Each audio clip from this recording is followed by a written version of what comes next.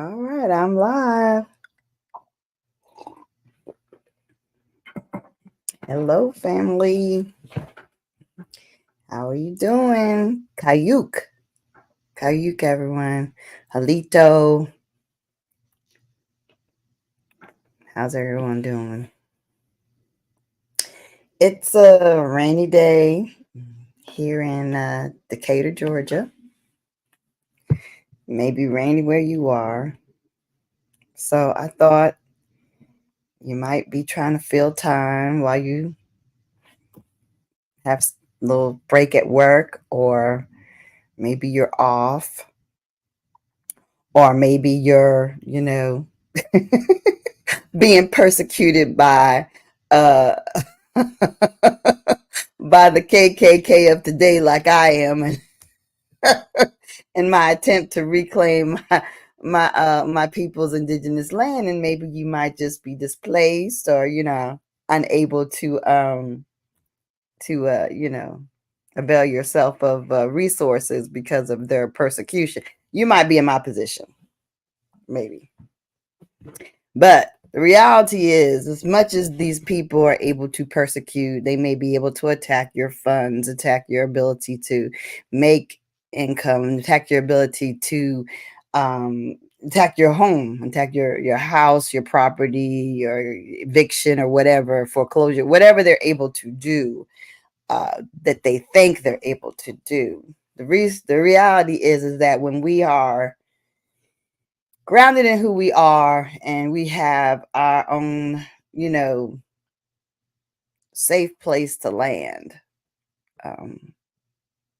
And really, your safe place to land is really within you. I mean, like, it's really about your perspective, really. It's only as bad as you see it to be. It's only as detrimental as you envision it. So they can so although they are like violently attacking my ability to live, like seriously.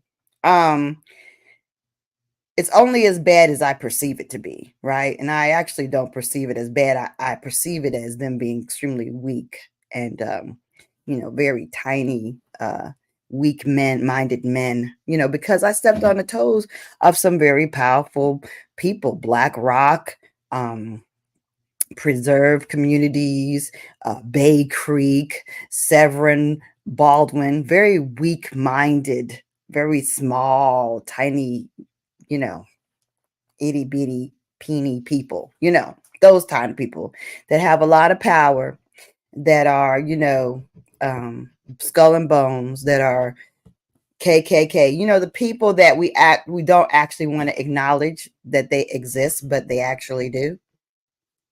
That they look like they're just like everyday people, but they're not. They're they're they're monsters. They're weak monsters, but still monsters, and like they want you to be afraid of monsters, which you really shouldn't be, because uh like I said, they're weak. They're weak monsters. They're not anything you should be like seriously concerned with. And you know their power is in their lies. That's where their power comes from. And the fact that you don't really see them for who they are, and you don't even notice what they're doing. Nobody is actually paying attention. And the fact that they are able to see, let's get it real. Let's get real here. Let's really get real. The hoods they wear today, the hoods that they wear, um, they're a different type of hood, right? They're wearing a hood. They're walking around in hoods and veils and stuff, but the reality is it's a different type of hood, right? It's not a white hood with holes in it. It's still a hood though. It's still a hood, but it's a different type of hood, like I said. And they hide under these hoods, and their hoods are, oh, I'm a respectable business, I'm a successful business, I'm this and that, I own this and that, I'm running this and that. And really, that's where the Klan exists today. The Klan exists, the Klan doesn't, have to lynch, they don't have to burn crosses. They exist in a different type of way. They control who gets hired and who gets fired and who gets the contracts. That's the way the Klan works today. It's not the same situation. I can't even find my stream, y'all. But yeah, basically it's an entirely different, you know, type of situation. And that's what we have to kind of get our minds around, is that um they exist, but it's different. And that we don't recognize it, that's the power. The power is in the fact that we don't recognize what we're dealing with. That's the secret. They're able to do what they do, right? It's in that. I'm trying to find my Zoom, y'all. I don't know if I closed it down. I may have to restart. Let me see. Because I don't see my Zoom. It's weird. I'm closing on things, but I'm not seeing it open. I'm gonna close down and restart.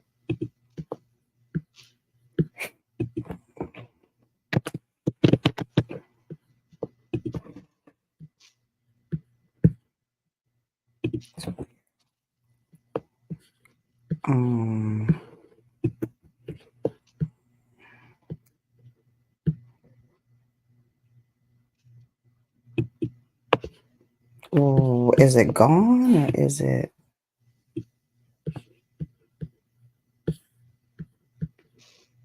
Look over here. Maybe it's here.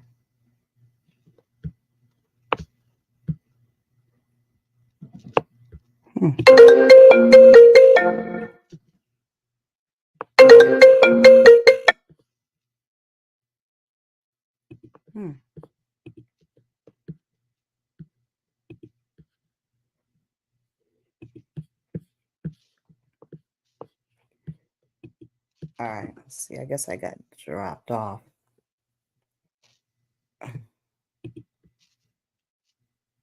Okay. I don't know. Oh, see if okay, can you hear me with that? Okay. Let me get that.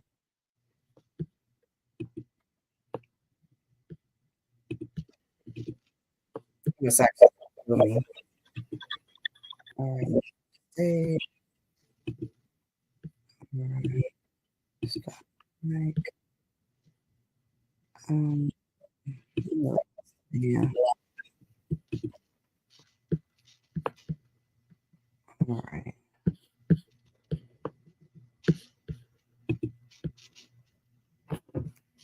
How is it still? Hmm. Okay. Make it difficult. Um, move.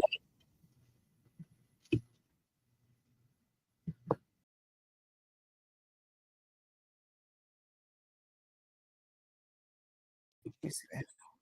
Is that better? I think it's still echo. Yeah.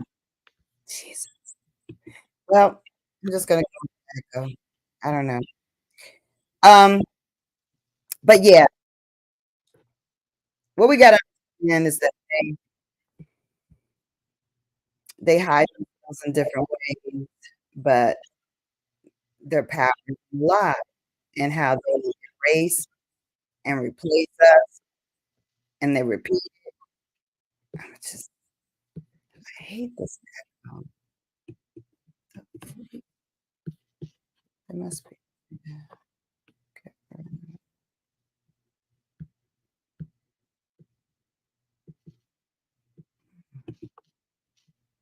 Yeah, I see. Okay, gotcha. Okay, so that should help. Okay, woo. Oh, finally, no echo, I don't think. Okay. So yeah, so basically that's the thing. So they do this. Um they're they are hidden in plain sight. They're in very legitimate, high-powered businesses, and they're not worried about old school burning crosses like poor white or poor Negro or whatever. Because the people that are against us are some of them our own people. Like most of us, most of those people that we see that are successful are compromised. The reason that they are so successful is because they have um made a deal with the demons. You know, they made a deal with the demons, and it's to keep their own kinfolk down. Like that's just plain and simple. And they do it in big ways and small ways, whether it's a little grant or whether it's a loan, or whether it's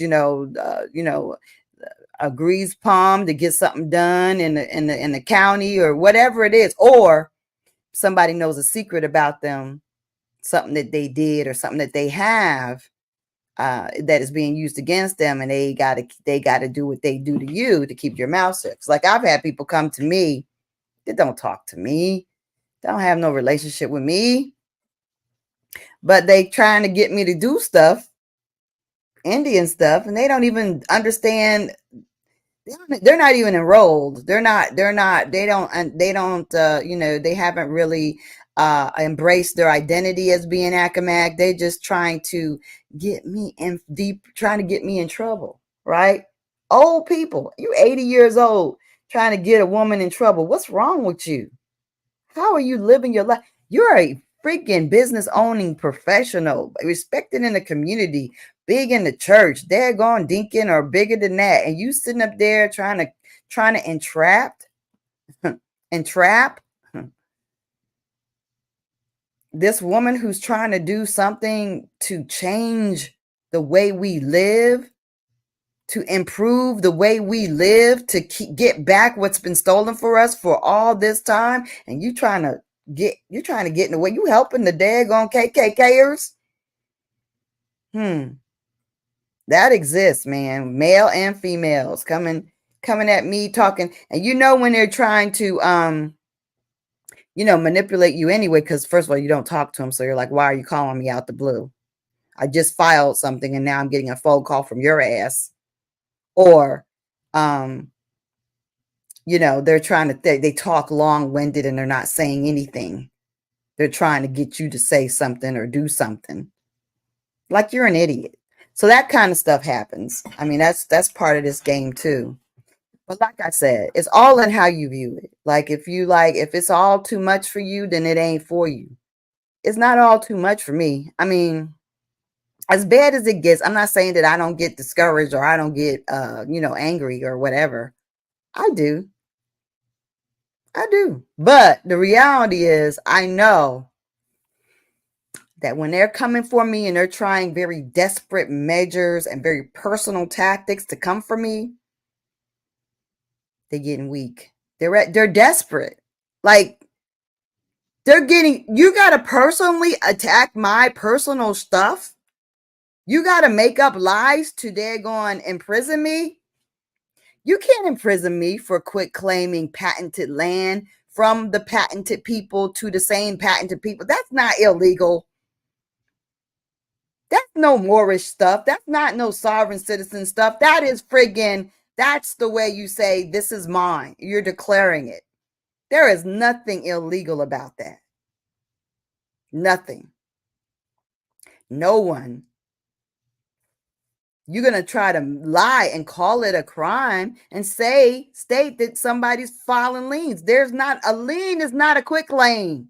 You can't do that. You can't say that a lien is a quick, and it's not an encumbrance because your shady court clerk won't even file these into publish. They won't even publish these into the records after we pay paid to have it recorded. It's not even completely recorded because it's not even published into the records.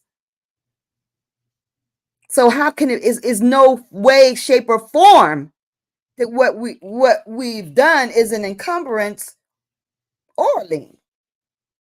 It's very simply malicious prosecution and false imprisonment. Plain and simple. The only reason it exists and it still persists is because they got everybody wrapped up in cahoots, and it goes all the way up to the highest office of the land. Your friends Biden and daggone Kamala. It's all the way up the ladder. They don't want the Indigenous Negroid American Indians, Amerindians to know who they are and to claim what is ours. That's why they got so many fake people out there talking about, oh, well, if you don't look Asian, how are you an Indian? Like, just dumb stuff. They lied about everything. They lied about how we look. They lied about who they saw when they got here. And now people want to sit up there and say, oh, the ancient Africans, like as if Africans been like are today taking cruise. Where the African cruise ships today? Where they at? Coming to America and all over the planet. As if Africans be cruising like that. Come on now. If you did it before, you continue to do it.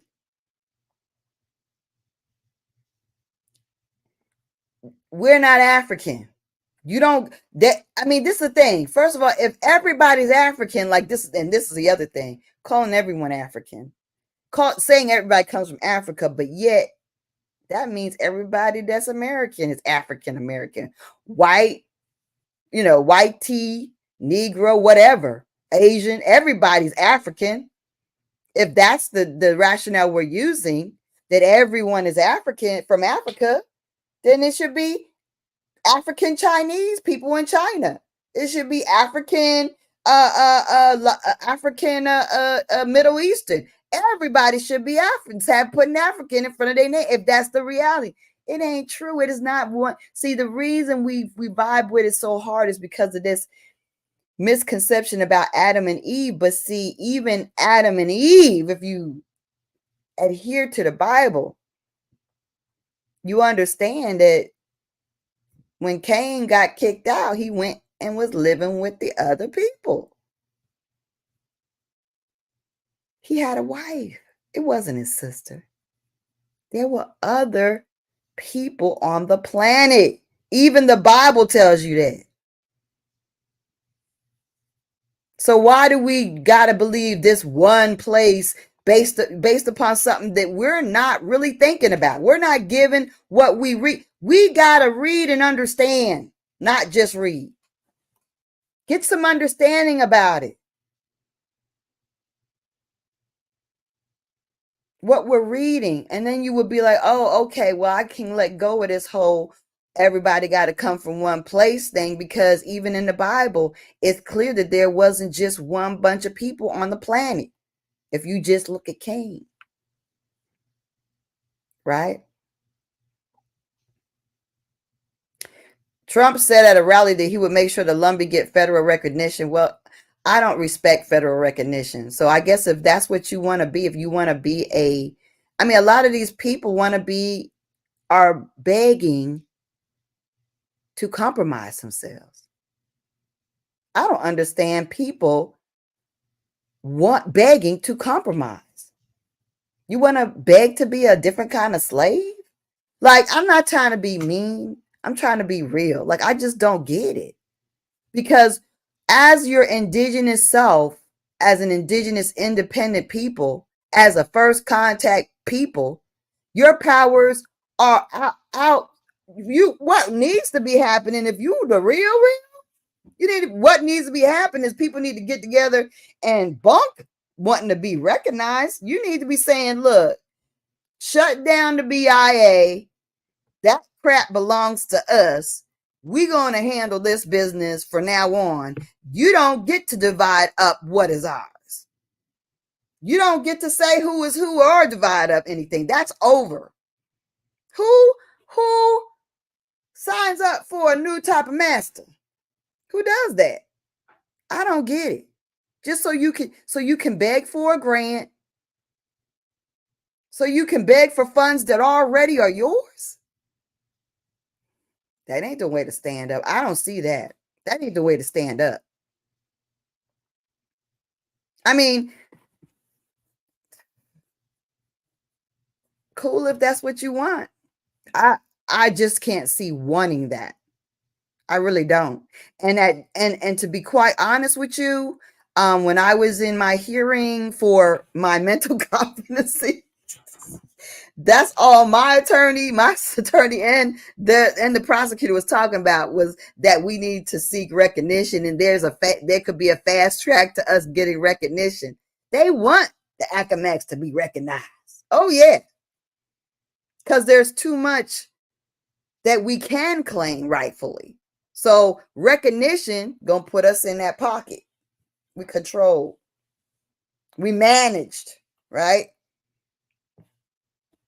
We're managed. Yeah, they want. They are beating me down about recognition. I'll tell you the truth. That's what they're saying to me. I don't know what she's a strange worldview and what the Acamax. I'm like, my case ain't about no Acamax. I'm being charged like I'm Lisa Cypress, who is just out here rogue, putting liens on people's property. That's the way you got me in the paper looking.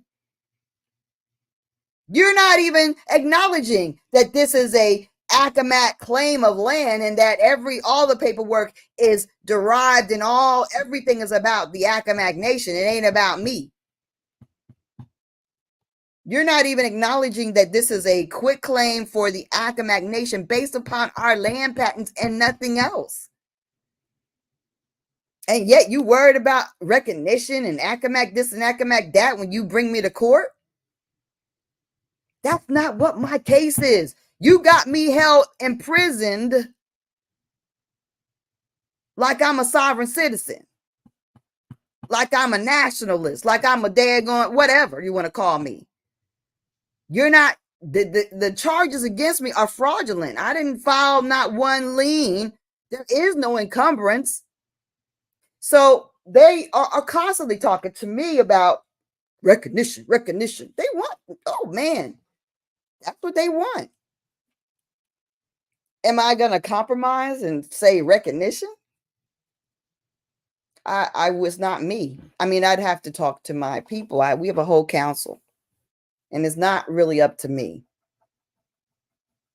But our council has an understanding of the power of us as a people and how much you lose when you allow your oppressor to compromise you. And that's a problem. I mean, I got people that I know in Virginia, a lot of people all around that want to be recognized. How humiliating is that? The process of writing up, well, we was here back in 2020, not 1612 and 1601 and 1492, you did this to us and we signed this treaty. You got to do like a whole friggin' book, and it takes years. Of course, they were trying to talk about a fast track for the Acamac, but it takes years for that process to take place because they want you to be humiliated. Please recognize our Indian status. The world. Is that cool? I don't see that as being cool.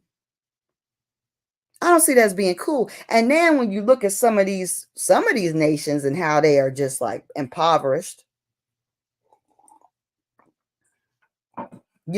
being forced to take the jab, begging for the jab. They was begging for it. Oh, give us resources and PPE and give us shots. And now they're gonna watch they daggone birth rates plummet. Watch the strokes go up. Right? Yeah, we don't want to talk about. Watch the daggone suicide rates jump. They thought they had problems. You know, you taking these mysterious jabs. See, what we don't understand is that these are the magical mechanisms of the so-called, what we used to call the KKK.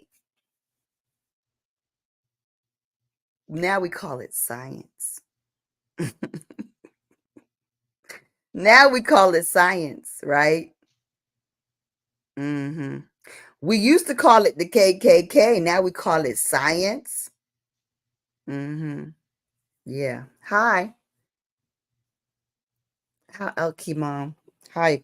Hello, everyone in the chat. I'd like to thank you all for being here. And we do, but we call what used to be mechanisms of destruction by oppressors. Now we call it science, and we trust it.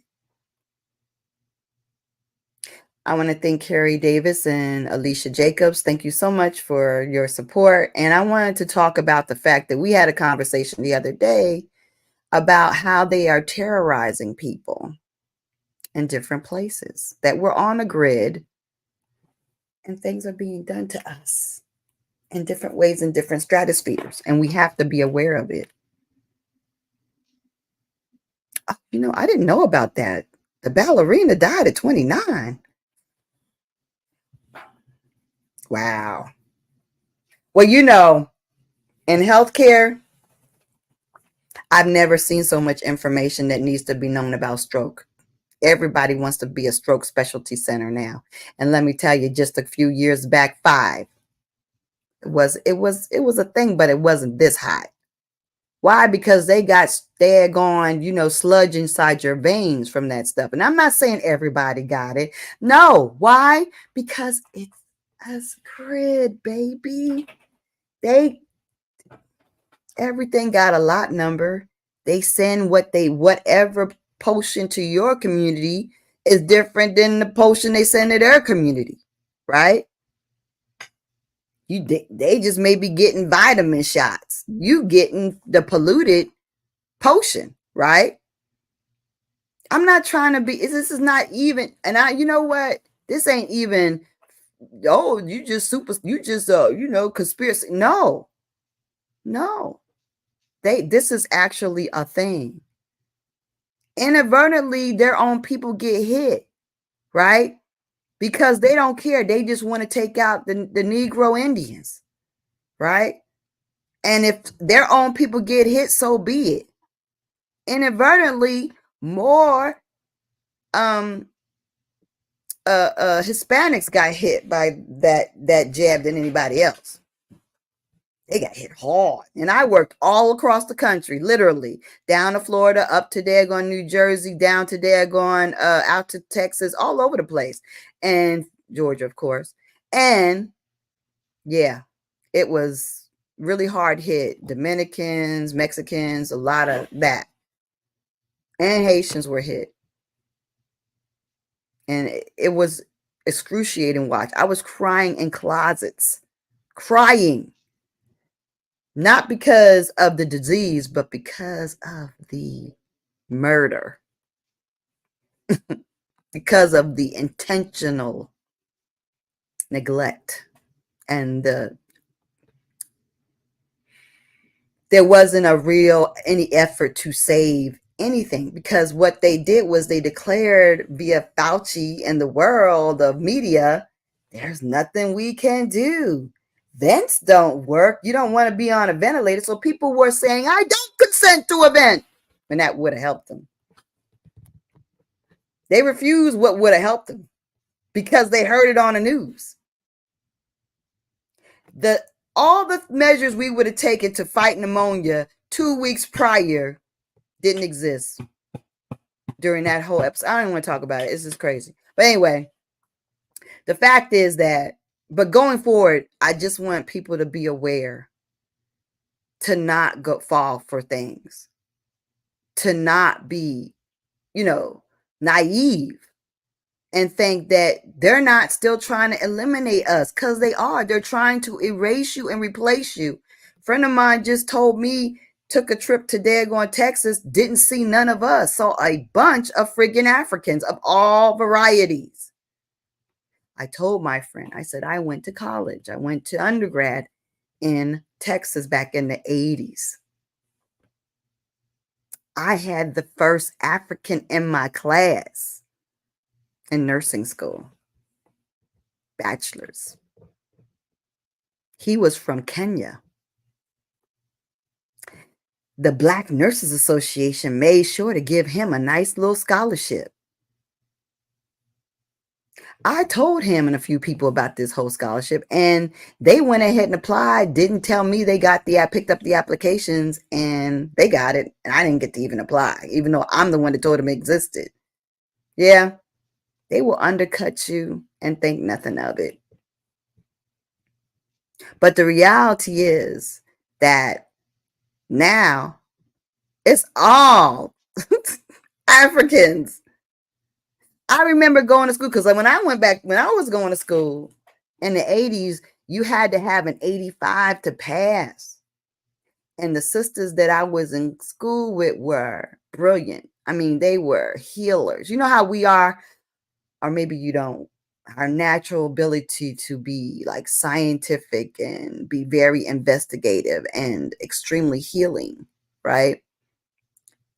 I mean, I saw gifts that surpassed mine, and these women didn't make it through college. They did not make it through the program because the way, and this is what we have to understand, people are very critical of us and say we're not able to do certain things, or wish I could have done this, or I'm so impressed with how brilliant, there are a lot of Negroes that think these Europeans are brilliant or Asians are brilliant. There's a lot of people like that. They're in your own families and communities. It's weird. But if you are in the sciences, like I have been, you'll know that they're not. And if you have been good at math and different things, you'll know that they make it more complicated to keep us out. It's like a maze, right? Because think about the sisters that did the math for the space shuttle or whatever. We were teaching ourselves in old math ways. We were teaching our own, and we were able to calculate better than a computer. They make these areas more complicated to make it a maze where we can't climb. They make it may make it harder than it needs to be. Because see, this is how I see things. When people are really brilliant, this is what you need to know. Like when people sit there and they talk like, oh, they're using all these big words and you like listening to them because they sound so intelligent and all this crap. When people use a lot of words and a lot of stuff and try to throw around a lot of daggone technology or knowledge of bull crap, the most intelligent people, in my experience, are the people that can break it down to a 5-year-old. If you can't break it down, you ain't smart. Period. That means you don't understand it enough to make it easy to understand. If you can't break down physics to a child, you don't know anything. People sit up there and they watch the Big Bang Theory. They think them weird fake geeks, or some of them are real geeks, that they're really smart. No, they're not. No, they're not. They're frauds.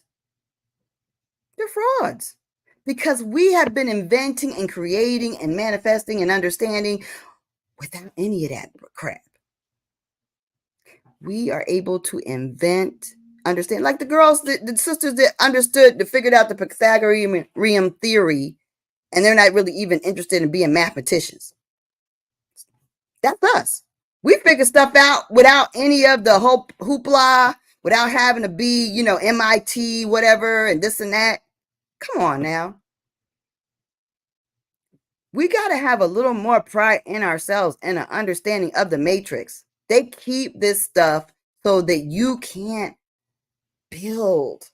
Like you can't build because you're not able to access some of these scientific gifts that you have, because they make the the staircase to getting there all convoluted. They're good for that.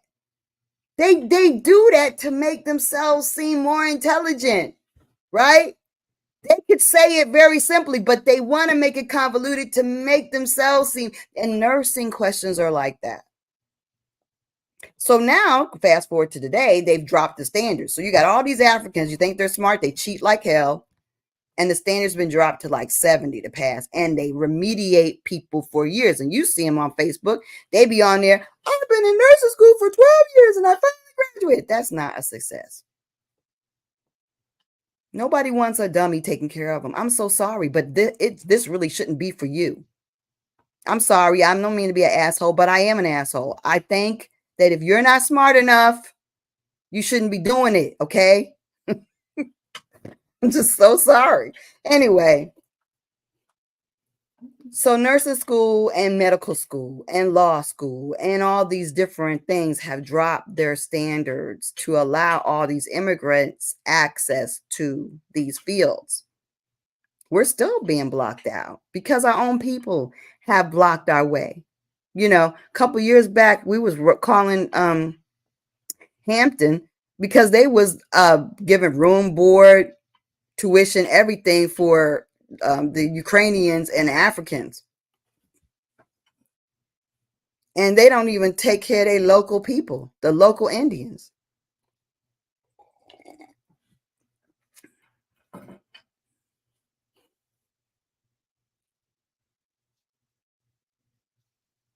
They don't even take care of their local Indians whose land that university is on. That's an Indian removal school. All these HBCUs are Indian removal schools, retraining the Indians, making the new leadership, boule, to cut down their people and to misguide their people back to some place that they're not from. Right? They're trained to misteach their people. That they're African and that they need to what they need to be doing according to what the KKK wants. The KKK is still a thing. It's your government, it's your universities, it's your businesses, it's your real estate companies, it's all these different syndicates, financial industry. It's the healthcare industry. It's the pharmaceutical industry. Why do they allow, remember, people that are older, hey Zena, people that are older know that there used to be yeah, you're right. Keep it simple. You remember when there used to be cigarette commercials and there were a lot of alcohol commercials? When I was coming up, that was like, it existed, right? And then they were like, oh, cigarettes are bad. Must not do that. So they made that illegal. No more menthol, Marlboro Man and all that crap. And women making it look exotic and cool to smoke. That stopped. And even the alcohol commercials were like downplayed and removed for a while. But yet we got pharmaceutical commercials, which is ethical. Like, it is so unethical to have pharmaceutical companies pushing drugs in your phone and in your screens. Oh, Mom, did you know I could get cervical cancer? Did you know? HPV, Mom? Did you know? Guilting parents into getting their kids vaccinated by something that even in by its own definition is not going to help. They're used, and why would Texas mandate that the children get it? Riddle me that.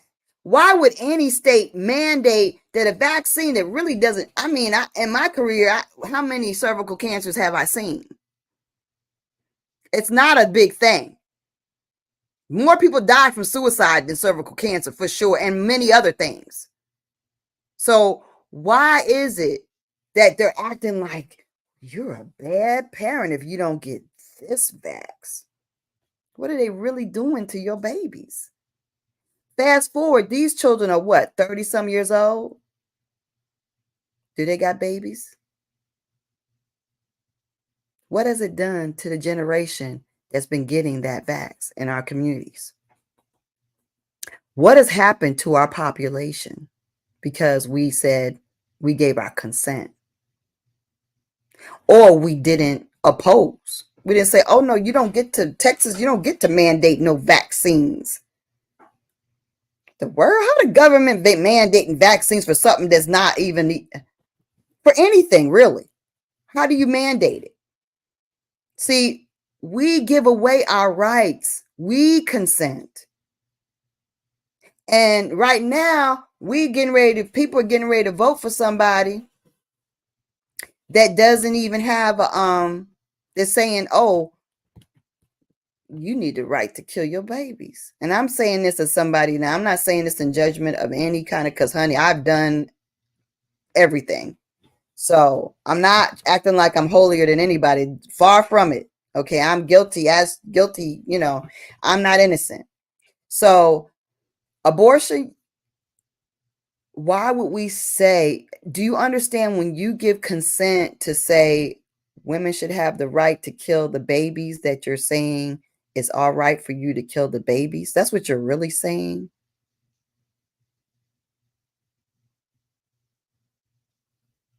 You understand that?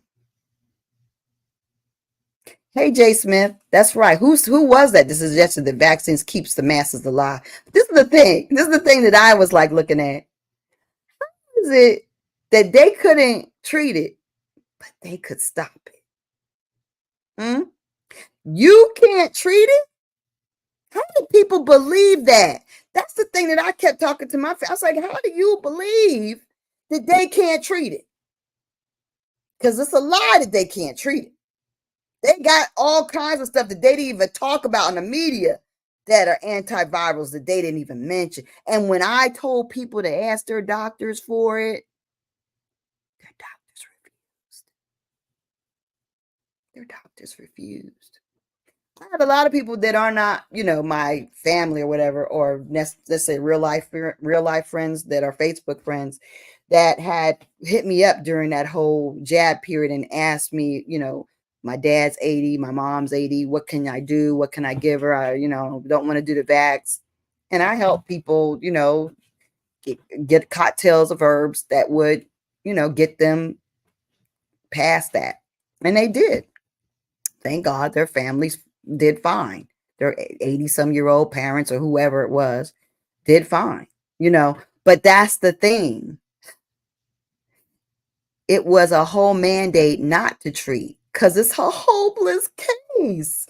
And that's what the whole troops that they brought into the hospitals. And I don't know where the real pulmonologists went. They must have paid them to stay home because there were none. There were none. There was baby doctors in the hospital making decisions in ICU, dealing with pneumonia they had never dealt with. There was people that didn't even graduate from college yet. They was in there making decisions on people's lives and not making decisions and just letting people go. That was a main mandate. Let them go. There's nothing we can do.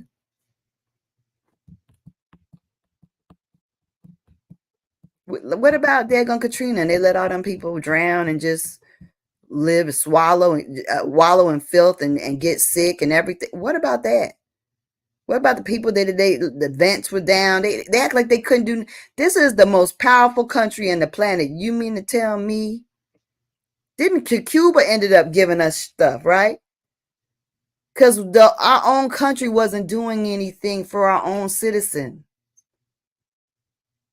And then we got these people that's taking over an apartment complex, but they seem powerless to know what to do. Well, we don't have an army. We don't have no daggone National Guard to call. We don't got tear gas and bombs and daggone things to knock down doors. We can't do nothing for these daggone. Why? Because they daggone made a deal with Venezuela? What's really going on? Who are these armed bandits? What are they really in our communities for? Who are they here to fight? The same thing that happened when they did the Revolutionary War, right? So I go to Texas and I see that we're just scattered to the winds, and it's dominated by a bunch of people from another continent that ain't us, that don't respect us and are here to replace us. And we worried about P. Diddy. We got Attorney General talking about freak offs. Excuse me? Why are we talking? Why we got people in the highest courts talking about freak off? Who gives a good?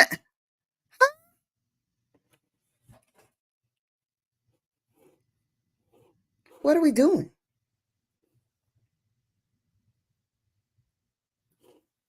We got these people running for office. Don't trust none of them. That's wonderful. 73 and healthy. That's right. That's the way it should be. 73 and healthy, 80 and healthy, 90 and healthy, 100 and healthy. Don't take no meds. And also, let's be careful of the meds that we do take, right? Let's be careful of the meds we do take.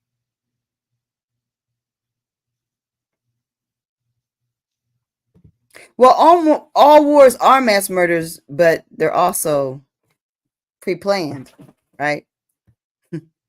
They're all negotiated ahead of time. Okay, you want birthing aged Europeans in America. We want to get rid of some of this population that is sitting on prime real estate or prime minerals. We want to thin out the population that's sitting on top of the minerals we want in the Ukraine. You want babies. You want unmelanated soldiers. This is pre-negotiated. It's not a war. Every war has been pre-planned and pre-negotiated since the revolution or before. I mean, in Europe, they was doing it. And they was fighting all the time. That's why they had to come on over here, because they devastated their resources and their riches by fighting all the daggone time. So they had to go get some daggone resources and riches from us by any means necessary.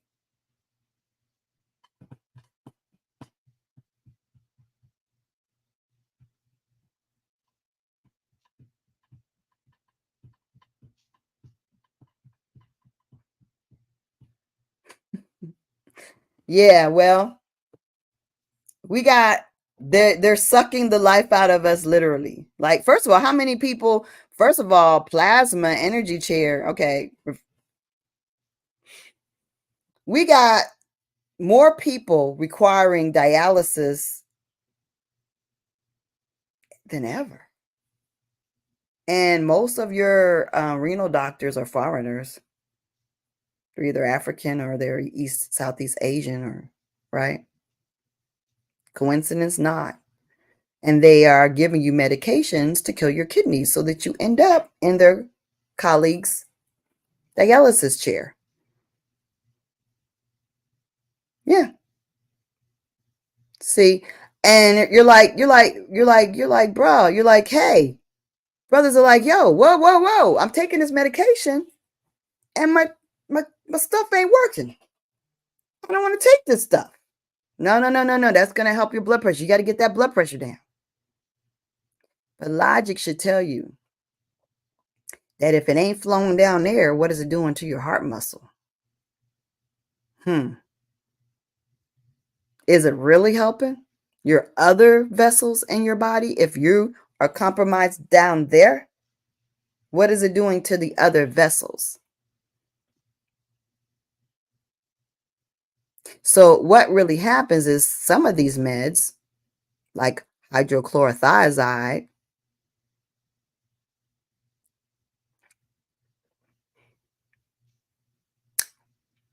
damages your kidneys instead of helps them. And you would be better off taking high doses of dandelion root, dandelion tea, dandelion root capsules that will actually heal your kidneys. Healed my daddy's kidneys, and he was 90 years old.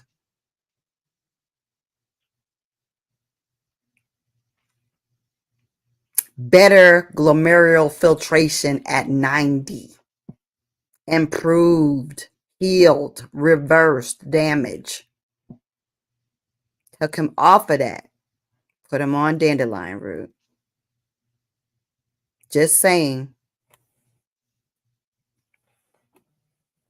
We need to be aware of the things that are happening, and that we need to take care of ourselves. I did want to do a little bit of history because, I like to do a little bit of indigenous facts and shit, excuse me. But anyway, share screen. I'm going to do, no, not that. I'm not going to do that.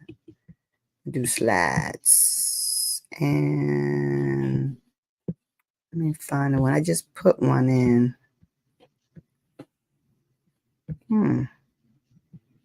I lost it in my redoing and doing.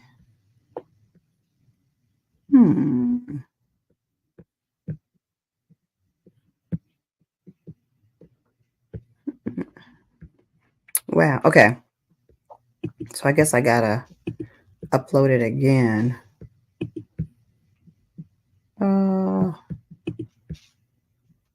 Yeah.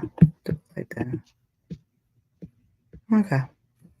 So it's uploading. So, but yeah. Yeah, don't exactly. People do practice on you. That well, I mean, it's even worse today because people, like I said, the educational standards were dropped on purpose. Everything was dropped in advance of, the jab. They wanted to make sure that they only had the most incompetent people out there, and they handicapped the professions for it. All right, let me add it to the stage. All right, so this is how they historically lie. So when I was filing my case, even the newspaper people were like, "Well, Lisa, the Genghis-Khan allotment was only went it stops at the railroad tracks." I was like, "Sis, there was no railroad tracks in 1640. Make that make sense. Or in 1812. There was no railroad tracks there. See how these historians, so-called indigenous, you writing about Pocahontas's people and you lying the whole way. Not even really disclosing that the Accomacs are Pocahontas's people, are the actual people. But see how they drew things to make it seem like, oh, this is the end of your property right here. Like it ended right at the little dash lines, instead of actually saying, oh, what it really is. And actually, there was no, that's not even part of any kind of original patent, because the original patent was 1,600 acres, not 690. So what are you really carving out? Nothing. The whole allotment is just a fraction of what it really was. And they wrote statutes and laws that said you're not to purchase land from the Indians, and the Indians' lands was not to be encroached upon. They weren't to be building a fence within five miles of an Indian town. All these things were written to protect, because we were in office and we had a say so, because we developed the judicial system that they use today, and they polluted. They polluted what we had, but we don't know it. Oh, Ozempic. Oh yeah, I don't know what's gonna happen to those Ozempic people that are shrinking. Court recorded record from the Genghis Court trustees. Now, again, is this written in Old English? Possibly. I don't know. They lie about everything.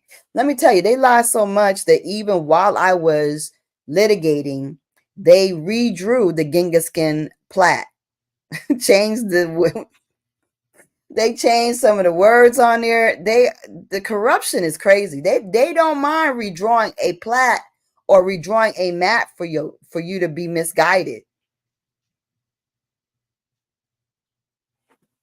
Please believe me. So this is the Genghis plat of that was supposed to be. They changed our name from Accomac to Powhatan to Genghis and then said we was gone. But I will tell you, there is in some of this, there's always some truth in a lie, right? So in this allotment plat, these names, a lot of these names like Francis, a lot of these names, the Drake House that don't exist, a lot of these Jeffreys that no longer are in any kind of great number on the Eastern Shore anymore. You got to understand that these people, some of them ended up in Nova Scotia, and some of them ended up in Sierra Leone. So there are people that live in Nova Scotia who are Francises, and they're like, yeah, well, we trace ourselves back to Virginia for some reason. They're Accomacs that were exiled early. We've been exiled numerous times. And it's happened all over the place. And a lot of your people are exiled, from Virginia to Mississippi, Virginia to Alabama. There's a lot of exiling that went on, and a lot of fighting that went on, and a lot of dumping you here and dumping you there as prisoners of war. We got to understand. Okay, Jeffrey's in Connecticut. See. So, I mean, a lot of these people are people that actually, if you do the legwork, you trace them back. Because today they're on a lot of these names. Some of these names are gone. These are my ancestors are a lot of them. I think I have like 20 some of these, almost 20 of these people are kin to me. Drake House, Bakers, Baileys, House, Francis, a lot of these people are my kin, direct kin. And the people that are the part of my family that is part of this plat that was the Genghis are my mom's family. The people that were the darkest complected and are the ones that got all the receipts. And the ones that are lighter complected on my dad's side, they was living in different parts of the Eastern Shore, Northampton, and they don't have as many receipts as far as land patents. They do have them, but not this Genghis one. And they try to act like these people were some kind of Africans or they were blacks of unknown origin, maybe black Europeans. I don't know, but they always want to erase you from this, right? They want to erase you from these kind of records that show this is your plot. Now, each of these little squares, they're anywhere from 25 to 50 acres. Just so you know. And then like Ann Drake House, I think she has stuff that's across the street and involves like several businesses. And that's why I ended up suing PNC Bank, because that's directly on her property, as is a thing, businesses across the street on like both sides, all corners of the street, pretty much. I think it's like 3 corners of that street, which is leads to Indian Town Park. That's why I sued for that. And then, they use their illegal workings in the court systems to deny your claim. Now, sometimes it's because the way you sued was not maybe the way you needed to. Maybe you didn't use the right combination. Maybe you didn't actually file the correct claim. That could be it. But also, Virginia is a commonwealth which is very, very corrupt, extremely corrupt. And Northampton County is extremely corrupt.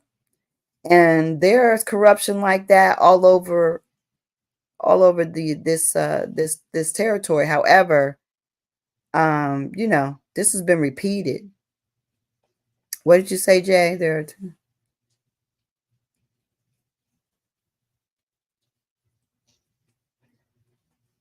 Well, one of the first things that they printed, the first thing that was printed was an Algonquin Bible.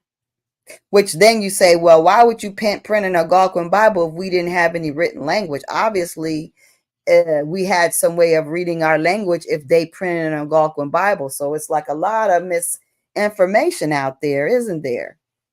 And incidentally, I went to reach out to a Catholic priest in Cape Charles, Virginia.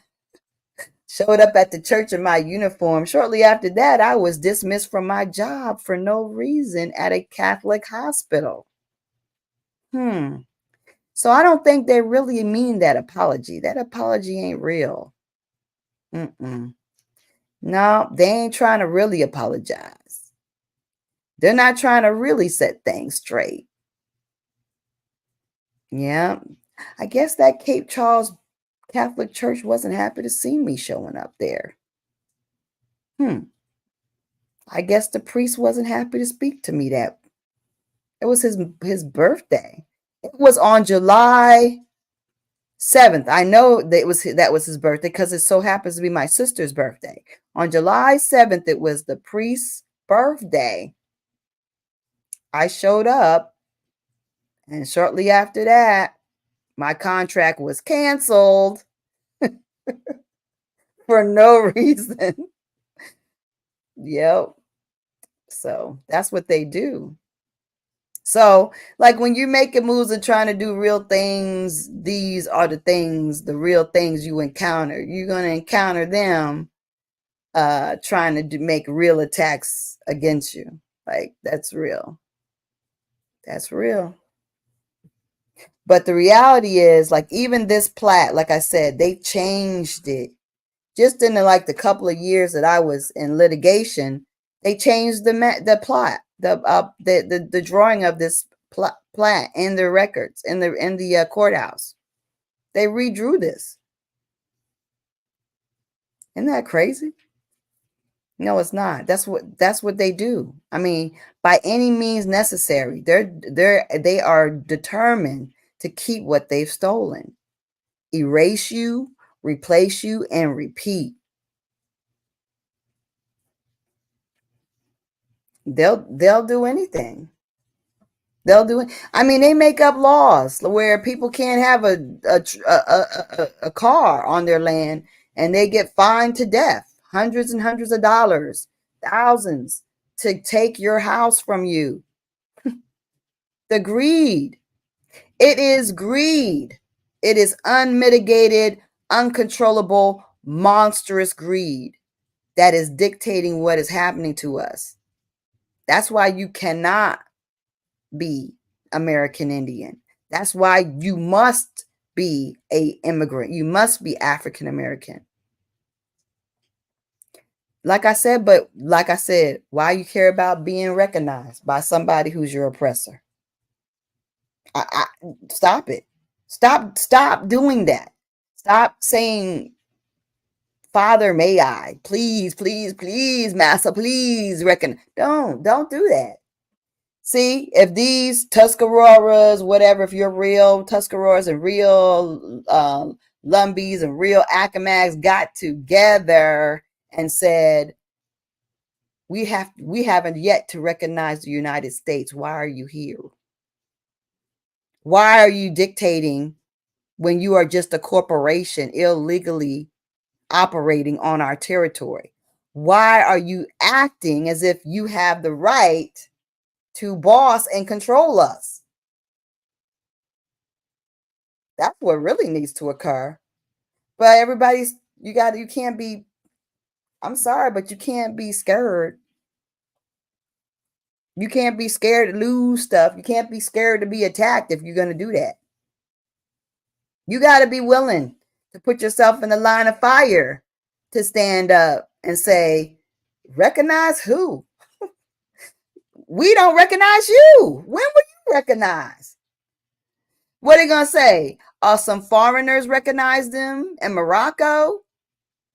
No, you don't get a foreign nation of traitors to recognize you and take over our land, our country. That doesn't fly.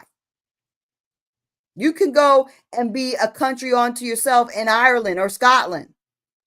You couldn't even keep that to yourselves. You're going to come here and take ours. And then the UK, the Britons are going to help you because they want your territory. They want you gone. So we'll help you take over this here indigenous land. Wow. And it continues because once you start the thieving and the lying and the erasing and replacing, you have to repeat it, baby. You got to keep it going. The Pope can apologize, but they got to keep that whole crap going. I haven't gotten an email back from the priest and Cape Charles at the Catholic Church. Haven't gotten a phone call.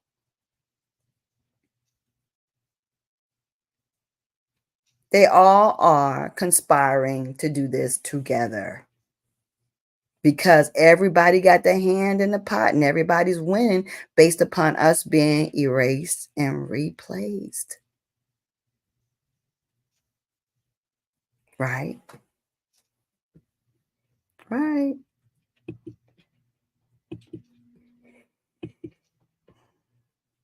Yep, that's what they do. That is what they do. How you gonna do it? That's all you got. I mean, hey. So yeah, just claiming our land.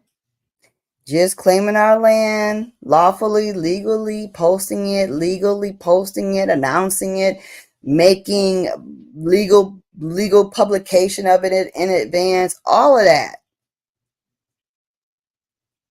And they're going to turn and lie and place false charges on me, maliciously prosecute, try to keep you from having anything. They want to crush you. They want me crushed, destroyed, distraught. They don't want me sitting up here saying, yeah, y'all are really, really desperate to do all this stuff.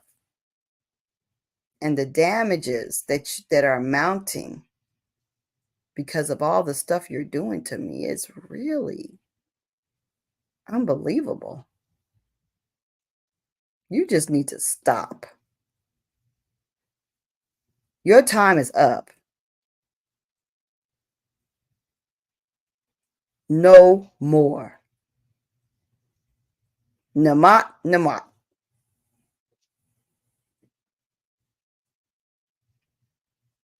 Yep. Start speaking their language to them, speaking our language to them, and letting them know they need to go. Well, I mean, thank you for saying that. But when you actually fight and you really stand up, you got to be ready for that. You got to be ready for them to come and get you when you actually are standing against them and saying, this is mine. We're coming for it. They're going to act like a cat that's cornered, right? I mean, so that's what we got to do. Well, I mean, if you're Algonquin and you want your land back, I'm not going to actually Um, you have to, land. We talk the word for land, the word for water, um, the word for nimat, no more, no more. Um, you know, you have to. I use it in the right way in the right times, right?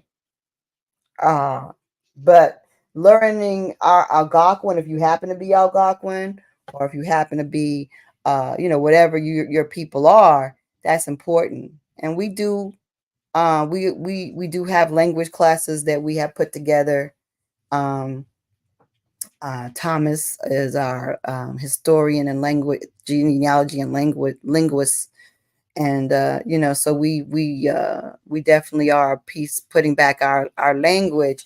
And Thomas actually he actually reads old English writing and old recordings in order to actually put the actual language together. So in addition, we have people that actually have grandparents like Zena, great grandparents who actually did speak some of that language. So we actually have some words that were spoken. And if you actually listen to Algonquin dialect, like, okay, like in the Eastern Shore, like there's a certain way we say things, which is our dialect. You better do.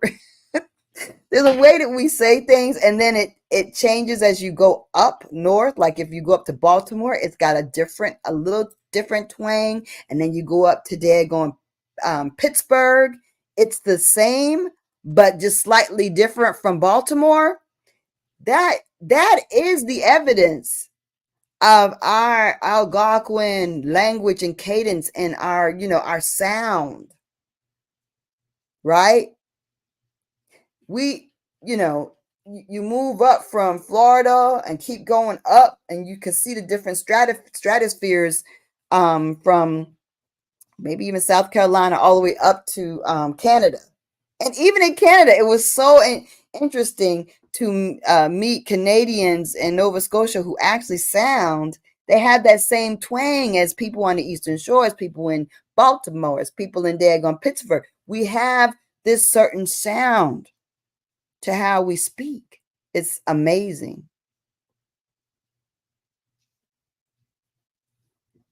Yeah,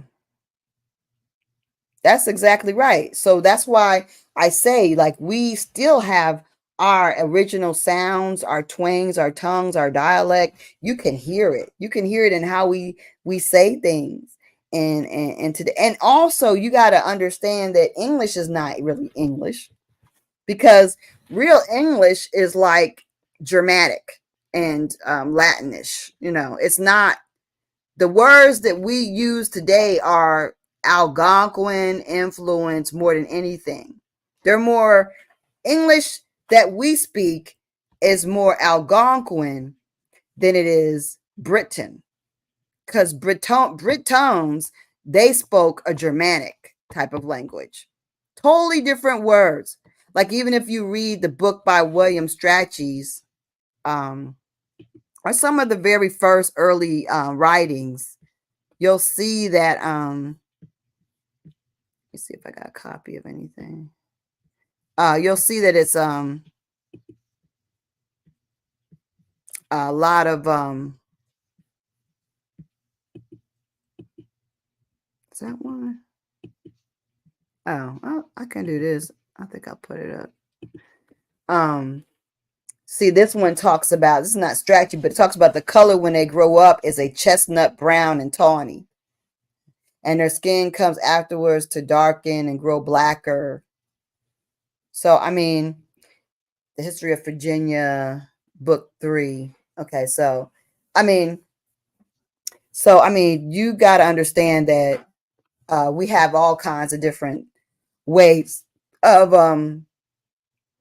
speaking, and that most of our words that we speak today, it is not a Britain or British influence. It's actually Algonquin. That's why, and really, when most of Europe learns to speak so-called English, they don't speak like Londoners or Britain people today. They speak like us. When they want to learn to speak English, if they're whether they're Asian, whether they're daggone, like I said, German, Swedish, whoever, New Zealanders, they learn to speak similar to us. That's the kind of English they speak. It is influenced by the American Indians. Well, we got to understand that our dialect, I mean, we make up new words all the time, even bootylicious. We're always adding to the dictionary. We are the innovators. We are the people that make up our language. People follow behind all the different words we make up. Every slang term, seriously, it becomes part of the English dialect that is invented by us. That has been going on forever.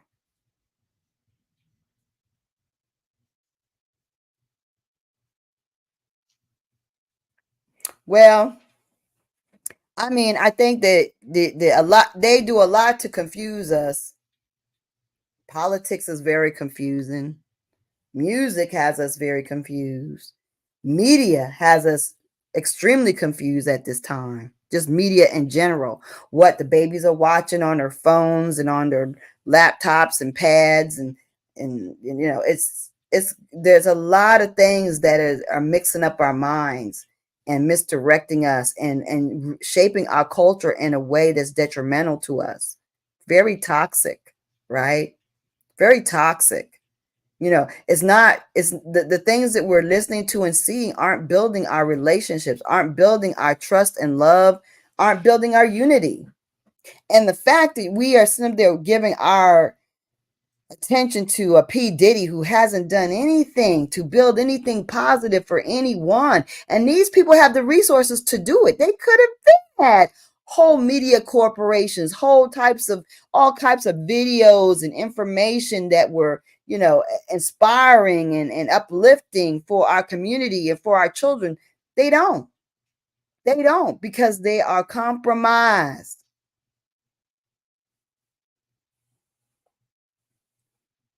That's right. We do have a spirit. We do have a spirit, and they do not. That's true.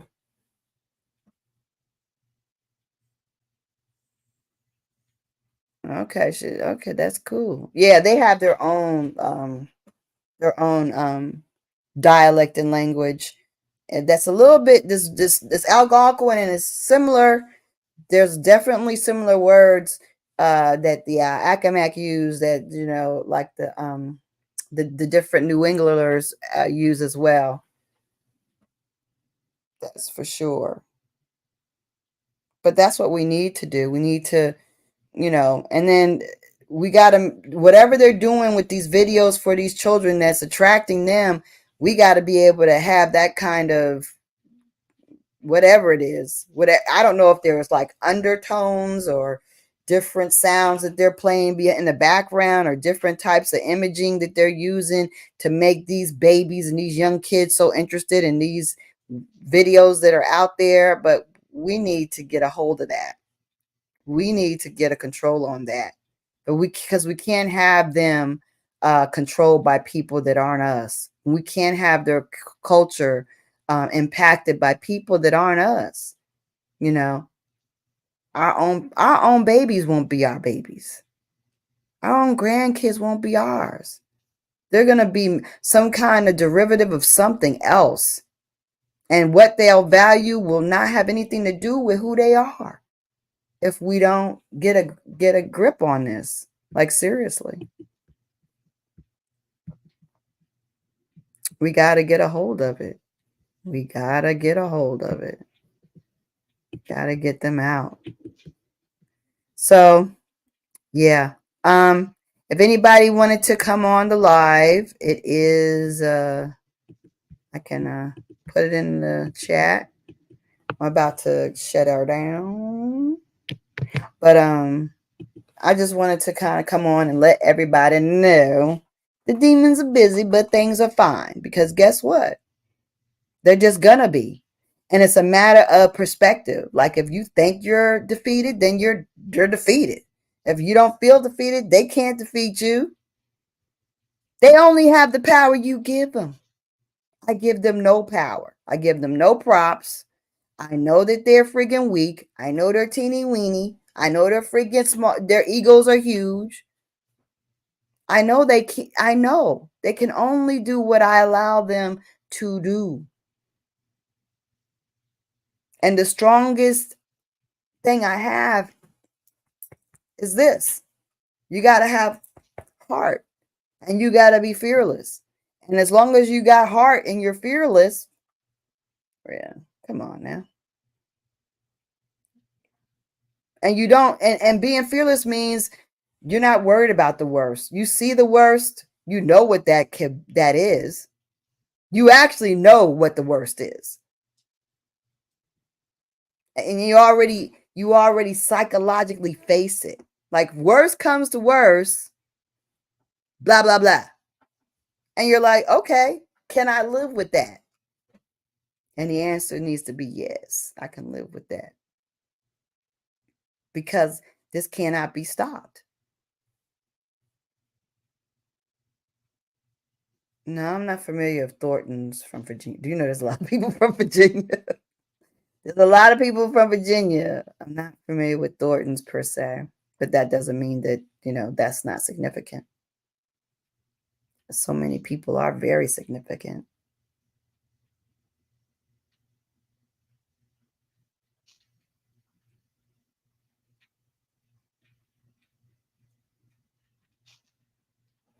Yeah, I mean, this is the thing. When we are voting, we're giving our consent.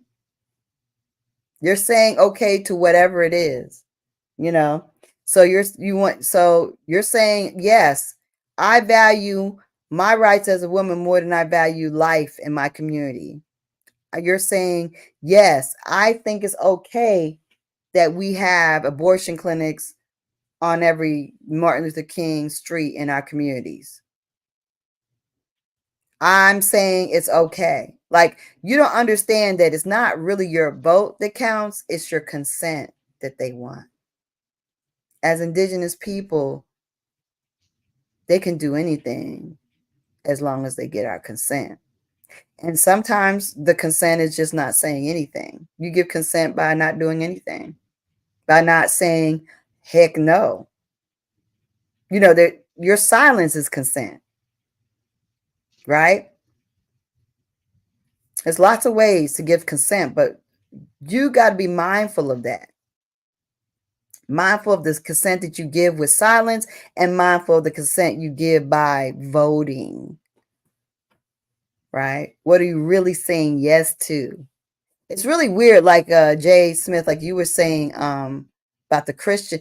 It's really confusing to be Christian and then at the same time you're saying, yeah, kill the babies. What? You got people telling you, yeah, kill the babies, and you are a Christian? You're voting for the people that say, yeah, a woman should be able to kill that baby. And you're a Christian? Exactly, Michael Phillips. Silence is acquiescence. Good word.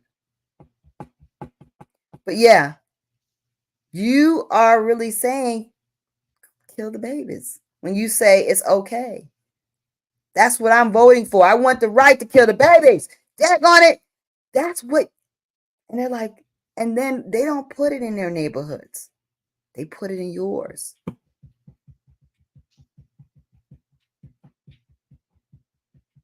When you give your consent, it's going to impact us greater than it's going to impact anybody. Y'all think about it. I was just talking about these drugs, right?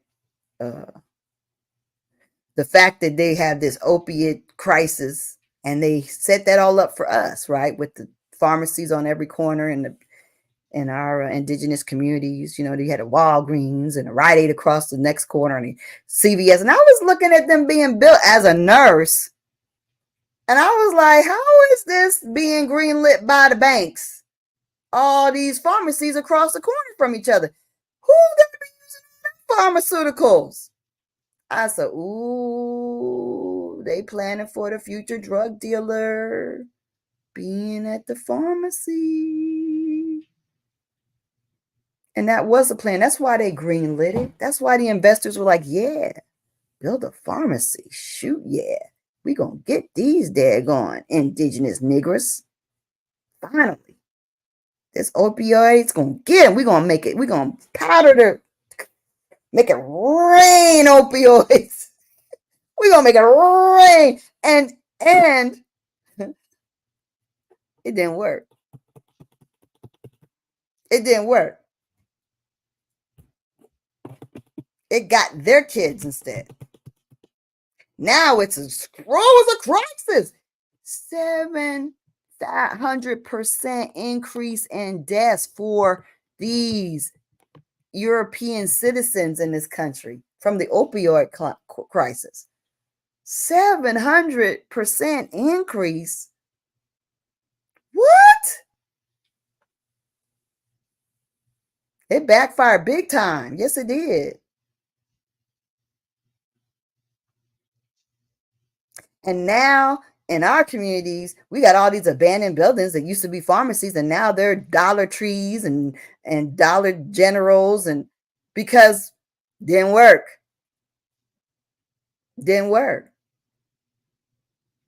But see, we got to recognize when they're doing this. So then I was like asking about like, okay, so this fentanyl, who's growing the poppy for the opium for this fentanyl? Ooh, somebody just came on. Let me see. I'm gonna add you to the stage. Hi. Okay. I spent like the last 5 minutes trying to get into work, and then there you go. Hi, Lisa. Hey, welcome. Hi. I'm so happy to be talking to you. You don't know, you've been in my world for the last at least 9 months. Oh, cool. Yeah, Thank you. making my life just open to a whole new world that I didn't know about. That's good. I'm glad. Yeah. Thank you. Well, yeah, I was just talking about the opioid crisis and just how Yeah. that set up for us that we missed. We sidestepped it. We Yeah. slid. We slid to the right. But then they sent out the fentanyl. But see, they even with so they always are pushing opium, right?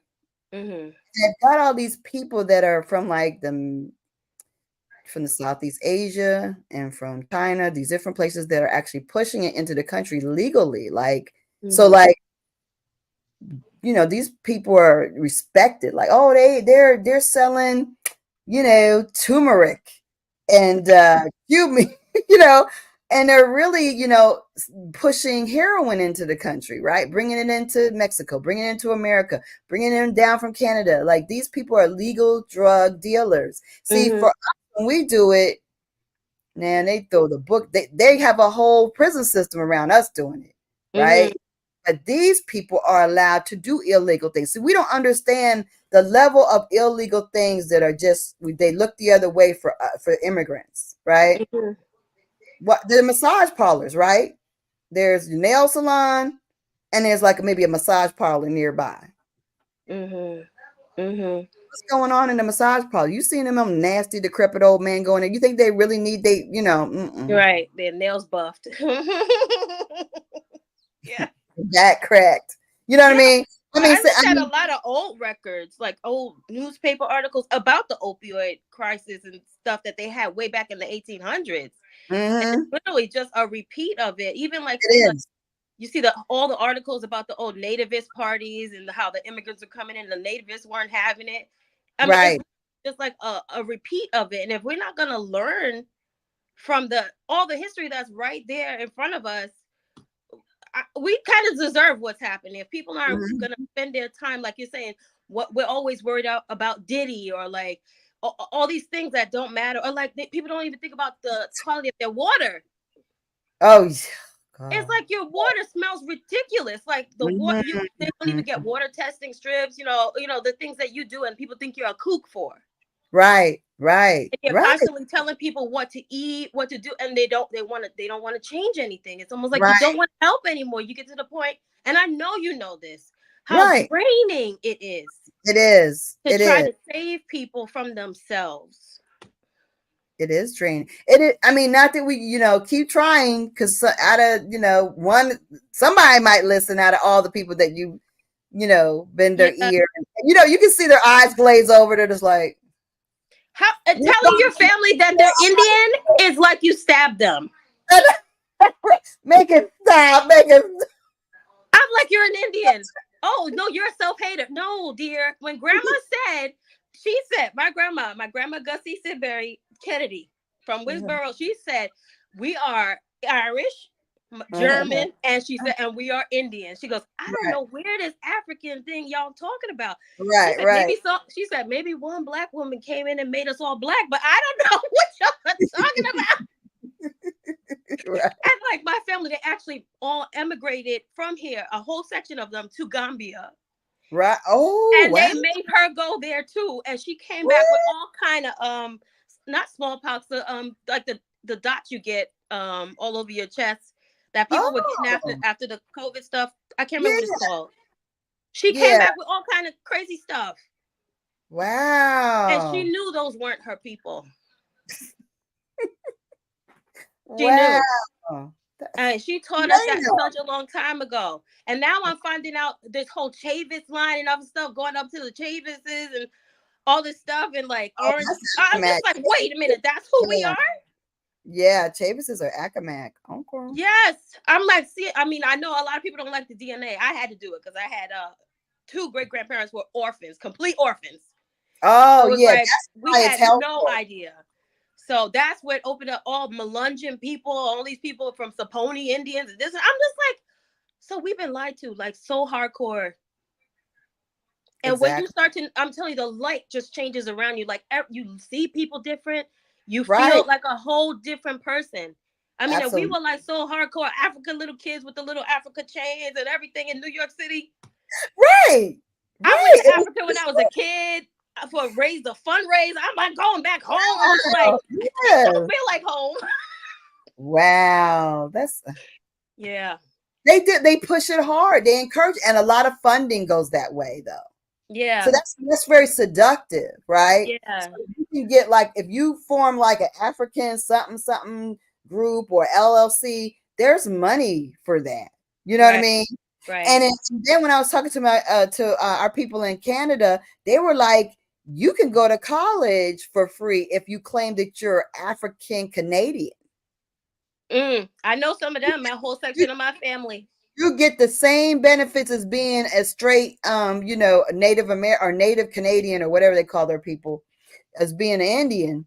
You get for being an African Canadian, because they want you to push yourself into that category. They're financing the way for them to be African big time. It's That makes sense because my family who lives in Canada, they are actually Micmac, and some of them are crazy. actually Yeah. but they won't talk about it. Nope. They stuck on the Africa part. I'm like, I don't understand. Y'all actually know your people here, but you want to just skip over and go somewhere way further back. I Right. mean, like, it doesn't make sense to me, Right. especially people who are searching to be African. It's just like, but if you know your tribes here, get to know your tribes here, and that might actually take you back there. Well, it If won't. there's records that exist, you got to Because go that way. they were transporting us out of Virginia to Nova Scotia, then to Africa. So Right. we were being exiled to Africa. So we're not from Africa. They just used that as a dumping grounds to get rid of us because they wanted our land. Yeah. So that's the thing. So I mean, the fact that we are, like, we're consenting to it. So Yeah. it's over once you say, "Oh yeah, I'm Mhm. African Canadian." Like, that's what they want. Once you Mhm. say that's what I am, they win. Mhm. Of course, it's all I've been trying all these times to try to connect with you too, because I tell you, I typed seed cypress in my DNA matches. Whole okay. bunch came from the big cypress, one in Right. Florida, and Yes. then I had another one. It was a lady, and I'm telling you, her tree was just like yours. And I've emailed you Right. like 10 times. I'm like, it started with your grandparents. And she Right. said she was separated from the family and she Ah, just didn't know anybody from that. So I'm like, girl, you know you Indian? You need, yeah, you need yeah. you need to go find Lisa. You need to go find her. I don't know what she did, but I'm just like, Oh, but then if she's my cousin, wouldn't that make you my cousin? absolutely. Yes, I'm like, absolutely. this is so beautiful. It's so beautiful to see how connected we are. Oh Yeah, my gosh, all of us, because we all end up here right. because we know we Right. can. And I was raised as a Muslim my whole life, so it kind of took us the whole other way, like All to where different your directions. language is not yours at all, you know. Right. And you Right. have this, you're steeped in this other culture, and you're like, you feel pride of it, you know, like you're speaking Arabic, and you're like, oh, brother, ah, you know what I'm saying? Right. And your And like answers are like, now, what is she saying? I'm like, no, that's not Yes. who we are. Right. Right. But that's It, what but the government finances that, that, yeah, NOI is financed by the United States. yeah, but we're Like, not NOI. I I would know, have but preferred that. I would have yeah, preferred that, honestly, because yeah, at least some kind of empowerment there, where it's right. like who you are matters. You But you they're were telling you us were you were the real we were masjid Muslims, right, not the. exactly. We used to take my brother. He had locks when he was a kid, and they Mhm. told me I had to take him out his hair because they said it wasn't clean. Wow. Yeah, that's the kind of mess we had to deal with. But we Wow. thought, okay, oh, race is over, religion is over race, you know. But it's like cut him out, and he cried the whole time. Aw. So that's Hey, the kind Jay, we couldn't sing, and I'm a singer. what? We couldn't sing. Women aren't Oh, allowed to sing man. in front of men. Just That's our all this gift. stuff, and I'm just like, I Yes. love the idea of having a spiritual base. But Yes. when it took me away from myself, it literally made me sick. Killed your culture. Killed It your. killed me. Yes, Yeah. it killed me on the inside, and I'm like, I can't. Wow. Yeah. Hey, Jay. I'm sorry. I'm a big mouth. I don't want him to disappear. Hey, Jay, you there? Yeah, can you hear me? Yes, I can. Good to hear you. Good day, everybody. I just wanted to put my 2 cents in. And my I was in a clubhouse room one evening, and they were talking on the subject, and I asked the question. I says, I seen an old map, the landmass that they're referring to today as Africa. The old map had a small portion in the northern region of that landmass as being Africa. So I asked in the room the question, why are we maintaining this narrative, knowing that that whole landmass was not referred to as Africa early on? And I never got any answer. It was like crickets. I had one individual in there, he was talking so fast and so long, I could have sworn they had him in a chair, tied up with a gun pointed at his head. He was talking so fast, wow. you know? That's crazy. Yeah. It's crazy. Oh, and in terms of when you were talking about abortion, Yeah. one of the things I had discovered is that hospitals worldwide that practice this, where they cut that cord immediately, Mm-hmm. they actually abort the baby's development once they do that, Right. because the baby's own blood cells, at least 80% of it is still in that placenta. It hasn't Right. drained yet. And then Mm. it has the stem cells in there too that Right. actually is they're rejuvenated cells. They become the very aspects of the buildup of the whole body. Now I had a conversation with a coworker where I used to work on the subject, and he disclosed to me, I'm gonna let you know right now, you're absolutely right. But I will say this to you. Me and my wife, we went to a place where they didn't do that. And Mm. he said sometime later on, you know, his child, he had blood work done on the child. And it must have been an old doctor or something that Mm-hmm. had taken the blood test and readings. And this is what the doctor told him. He says, you know something? I've never seen blood work like this in a Mm. long time. And he Mm. stressed a long time. Mm. Because, see, excuse the sirens in the background, because, Mm. see, what happens is when the child is fully developed, he ain't the only one that had disclosed this to me. There was another sister in a Facebook group years ago when she read, what that brother was warning about, not to have that done to your baby. Mm-hmm. And she was saying that her daughter, she hadn't noticed that at 2 years of age, she said you would have thought you were talking to a 5-year-old because she Mm-hmm. understands most things that the 2-year-olds of today don't understand. Right. So I would say it was attributed, but she didn't go the whole duration, but she went. I think she said she cut it off. I think after 2.5 days with her. So Mm. I just wanted to share that with you. Yeah, definitely. I mean, that a lot, and so they do a lot of things to not let us be great, but yet secretly, in the wealthy and elite, they take on our practices, and they eat the placenta, and they keep the baby attached to the placenta, and they do all these things. Truth be told, they take on all of our indigenous, whether it's the sweat lodges and everything. They do everything that is our indigenous practice. But we are shoot away from it, and they discourage it, and they act like it's some kind of hoodoo or whatever, and that sort of thing. And we discourage each other as well. That's the other sad thing, is whether it's for religious reasons or just social reasons. We discourage each other. Oh, you better go ahead and do that. You better you better do it this way. You don't know what you know. Come on. Mm-hmm.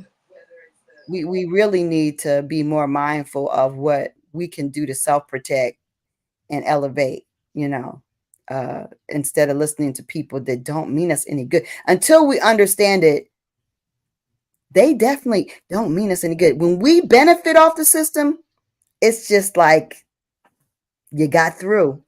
You know what I mean? Like Mm-hmm. it's like you skated through. Okay, it's not like it's intentional that you should improve.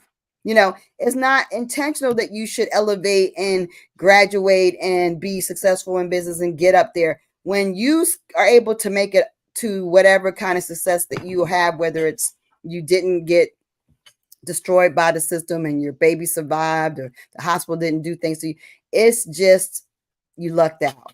It's not that they intentionally are like, oh my gosh, let's preserve this person, let's keep these people together, oh, let's help this community. No, there's nobody vibing like that. Like, if there were good liberals or good Republicans or good whatever, or good humans out there that actually care about other humans, they don't even exist anymore.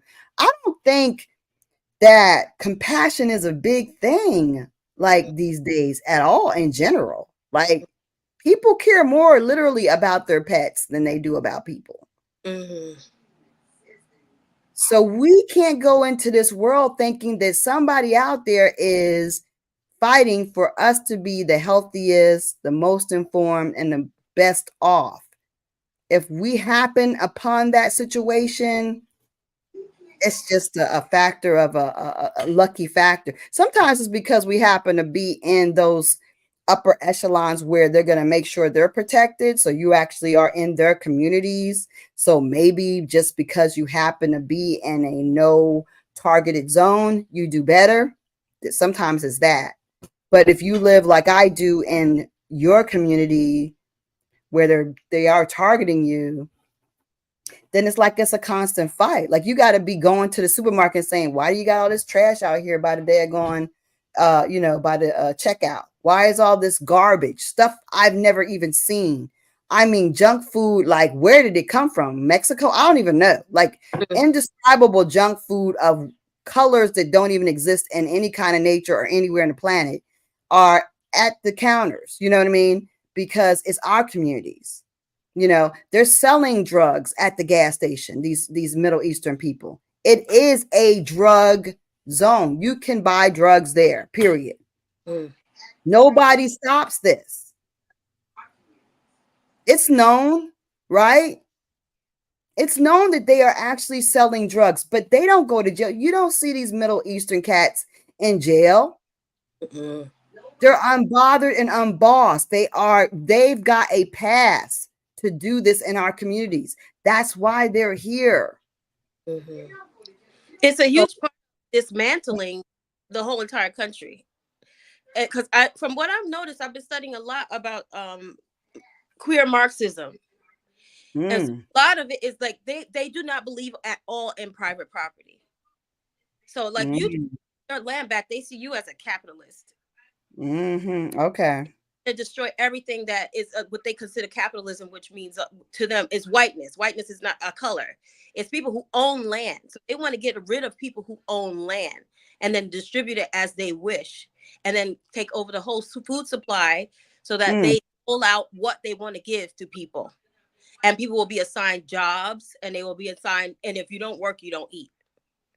mm, So it's literally like, but then they'll say that they have like a affinity towards indigenous people, but at the mm. same time, they tell you that they don't believe in private property rights Right. or parental rights. Like they're taking all the parental rights in school away, Oh yeah. But we're and people giving are it away. completely oblivious to it. We're giving it away just out Yeah. of fear. Oh, there was a shooter in the school. We need police. No, they don't apply that law in other people's community, only in ours. So we have designated DeKalb County Police or whatever because in our neighborhoods, but you go up into elite areas in Johns Creek, that doesn't exist. That's Mm. they're not there throwing those kids in jail, putting daggone zip ties on their middle school kids and their elementary children. You see what I'm saying? So they create this fear where you will beg for them to intervene. And then Right. when you beg for them to intervene, then they come down like gangbusters on us. But everybody else gets to maintain their freedom. Mm-hmm. That's the part that we don't really realize. So when you say, when we call the police, when it's a domestic issue, okay, so you're having an argument, we don't work it out. You call the police on your kid or whatever, your son's acting crazy. Instead of calling your cousin or somebody that's a friend of a friend or your friend's brother or somebody, you call the police. Well, now you've given them authority over your son, right? You can't handle him. They gonna handle him with that system. And they got plans for your son, right? See, we have to be careful about what we actually invite and ask for. Because even when you ask for them to intervene, you're giving them consent to do whatever they want. And that includes shoot you. Mm-hmm. Mm-hmm. That Mm-hmm. includes shoot you down in your own house. Right. It's kind of crazy to think about, but that's really what it is. Mm-hmm. It doesn't apply that way if you're not us. Like if you're, see, because I know, because when you work with people and you're in a diverse environment, oh, my son was so tall. He was so bright. He was You just, froze there. oh my God. And the police came and he brought him to the house and he was a mess. And oh, thank God they just picked him up and brought him home. See, they got a whole different scenario than what happens with our people, right? Mm-hmm. It becomes just a friendly visit from the local officer who drops off your terribly drug addicted, drunk, dangerously driving, breaking the law child, right? Gets just handed back into your loving arms. That's what their scenario, because see, they don't work for us. Mm-hmm. They work against us. They work for those other elite people, the people, the immigrants. That's who they're working for, them invaders. They work for them. But how do we organize within ourselves, like in our neighborhoods, in our families? Is it the men who are not doing their part? Like I just feel like there's some kind of ways that we won't feel like we have to first call the police. Well, I think we need to be, first of all, we need to care about each other. What do you think? We need to care about each other more, and we need to unite more. We don't really trust each other, and we're No. really not connected like we used to be. And that's the beginning of it. Like, you got to know, like, we used to know whose kids were who and what was going on. And we used to deal with each other. And now it's like, I don't know them people, nah, and it's like, no, you know what I mean? So we're not that connected anymore. Like, seriously, it was so crazy. I was watching my kids and my grandkids were playing with my daughter's best friend's kids, and it was like I was seeing them all over again. But see, that whole thing of us all being in a community and everybody plays at certain houses, and all these kids, and these kids call you mom, like, you know what I mean? That stuff is like disappearing, like, rapidly. Yeah. Yeah. And until we bring that back, where those of us that have the patience and the ability to be those kind of characters in the neighborhood, if we don't stand up and do it, we're not going to be able to save ourselves. You know what I mean? We have to save ourselves in various ways. But I think in our relationships, we have to understand that if we don't trust each other, and we don't have other mechanisms for dealing with each other, how are you going to try? But see, the tribe starts with a couple people, like your kids, whatever, it's very small, right? So we have to be able to tribe up in a way that we say, okay, if this happens, look, you got my back, I got your back. You got a brother, a cousin, or uncle, somebody that I don't have, or we're gonna team up together. You as my friend, my best friend, you're gonna come over to my house. This man starts acting crazy, somebody's coming. Maybe two of my girlfriends are coming over. You know what I mean? Something where we're managing things better than we are, because seriously, we do this, and then the next week they back together, right? Now he got charges, and then you both paying for whatever kind of restitution or everything he got to pay. It's crippling us, crippling us, and they're using our own inabilities to they're going to deal with each other against us. We don't got the money to be spending on this stuff to begin with. Now we got to pay restitution because we got in a fight because you cheating on me, and then I'm calling the police on you, and then next thing you know, we back together, but now we both paying the bills, and we both going to court for your butt because of what we couldn't work out. Somebody I think it starts with us having these conversations where we talk about somehow the repercussions of these decisions that we make or do not make. What do you think, Jay? Right, say it again. I said, what do you think, Jay? Well, another thing I have to say about that is just to add on, you know, it's better to unify with like-minded people, not just because the way they look, but what actually is inside them. Sometimes when you're dealing with people with baggage, or they sustain serious damage, it could be very challenging to bring. Like I used to tell Carrie, I says, when you're trying to like rescue somebody, or somebody like you pull somebody out of the water, you're reeling them in, and they're fighting you on the way up. It don't make sense to do that, because see, a person fighting you on the way up, they'll eventually throw you overboard.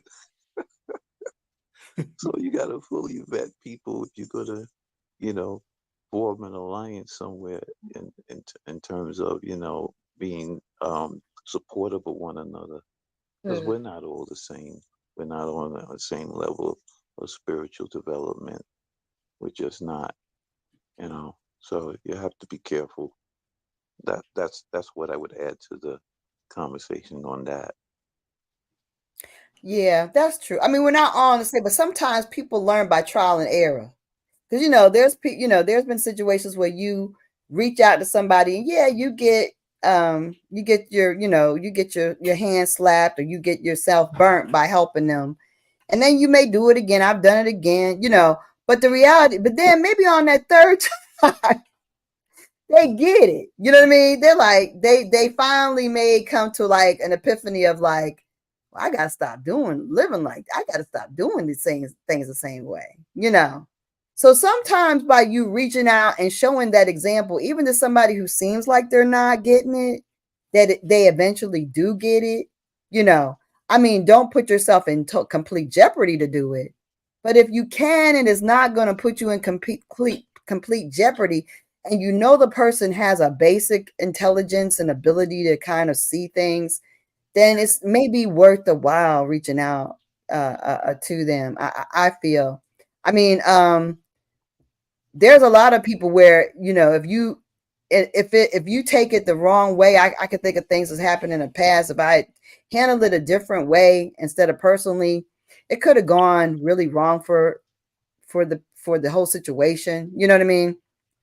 And I agree. People, skinfolk ain't always your kinfolk. That's true. The other thing is sometimes, there ain't nothing better than a good European friend. I mean, they will be down by law for you. That is very true. It's just that they seem to be quite skittish and rare these days. But if you can get a hold of one who is actually down by law and they're European and they really, want to help, that's a wonderful thing. Yeah, you shouldn't just look at somebody's phenotype as far as them being family, because it's a soul thing, Mhm.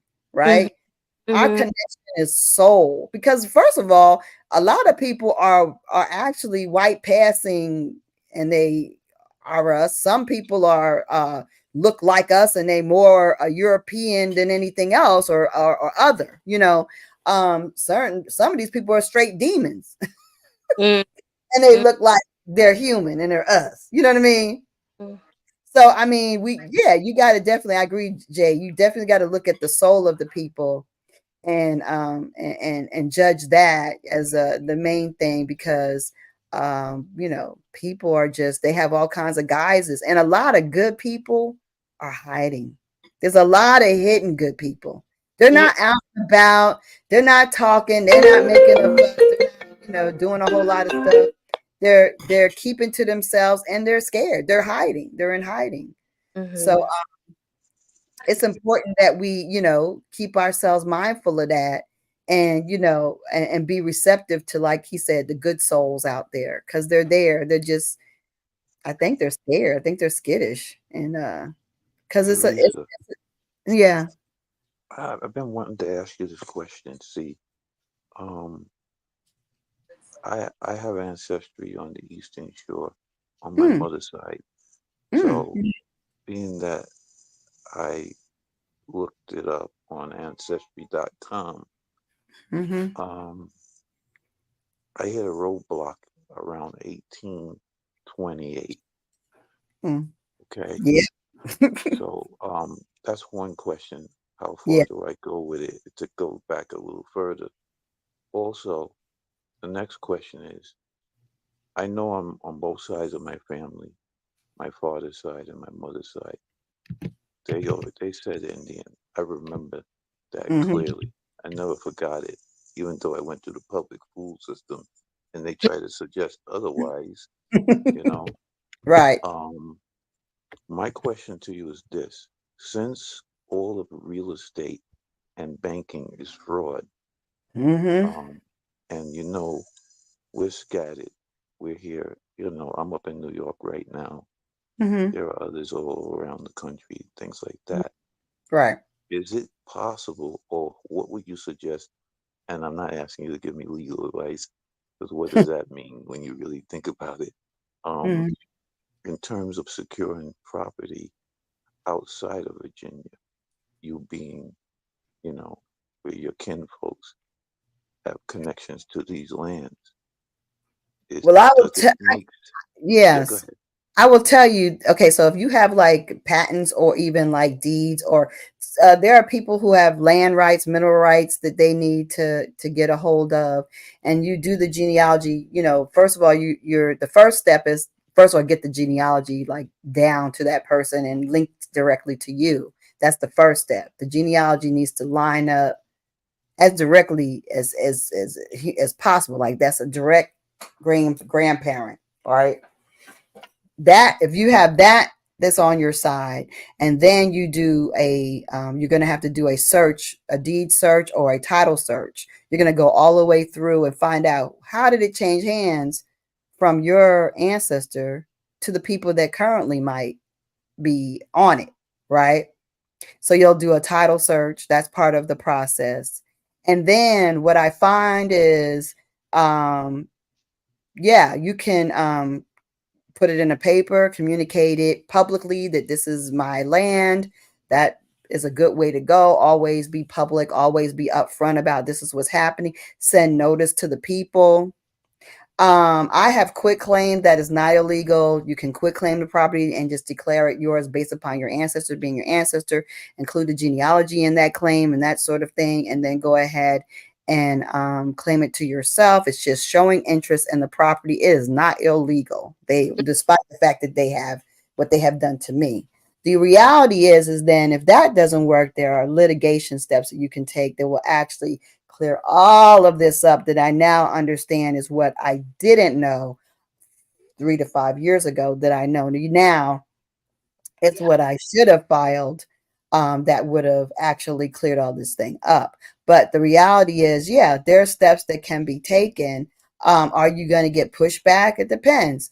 It actually depends on, see, I actually stepped on some big, big black rock. I mean, big toes. Like, oh, they have tentacles all over the country. I stepped on some big, big, big syndicate, real estate syndicate toes.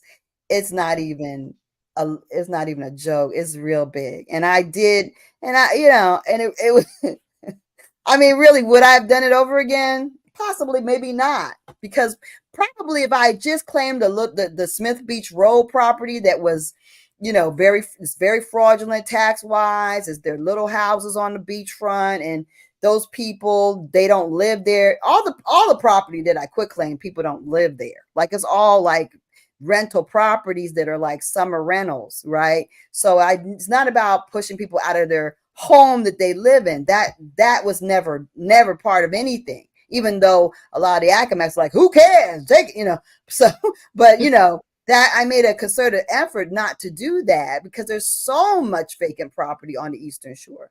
However, if you have land in some other place and you know that this is actually your land, like I said, the best thing is very, very open communication. I would recommend very, very open communication, very well documented, like I said, in a newspaper and in records, and then also letters being sent out, and also communicating with public officials, going to the historical sites, getting to know the people in the territory, whether it's librarians or, like I said, museum people and people that are in the county committees, that sort of thing. You want to be a known entity. I'm a known entity. I'm an infamous entity, but I'm definitely a known entity.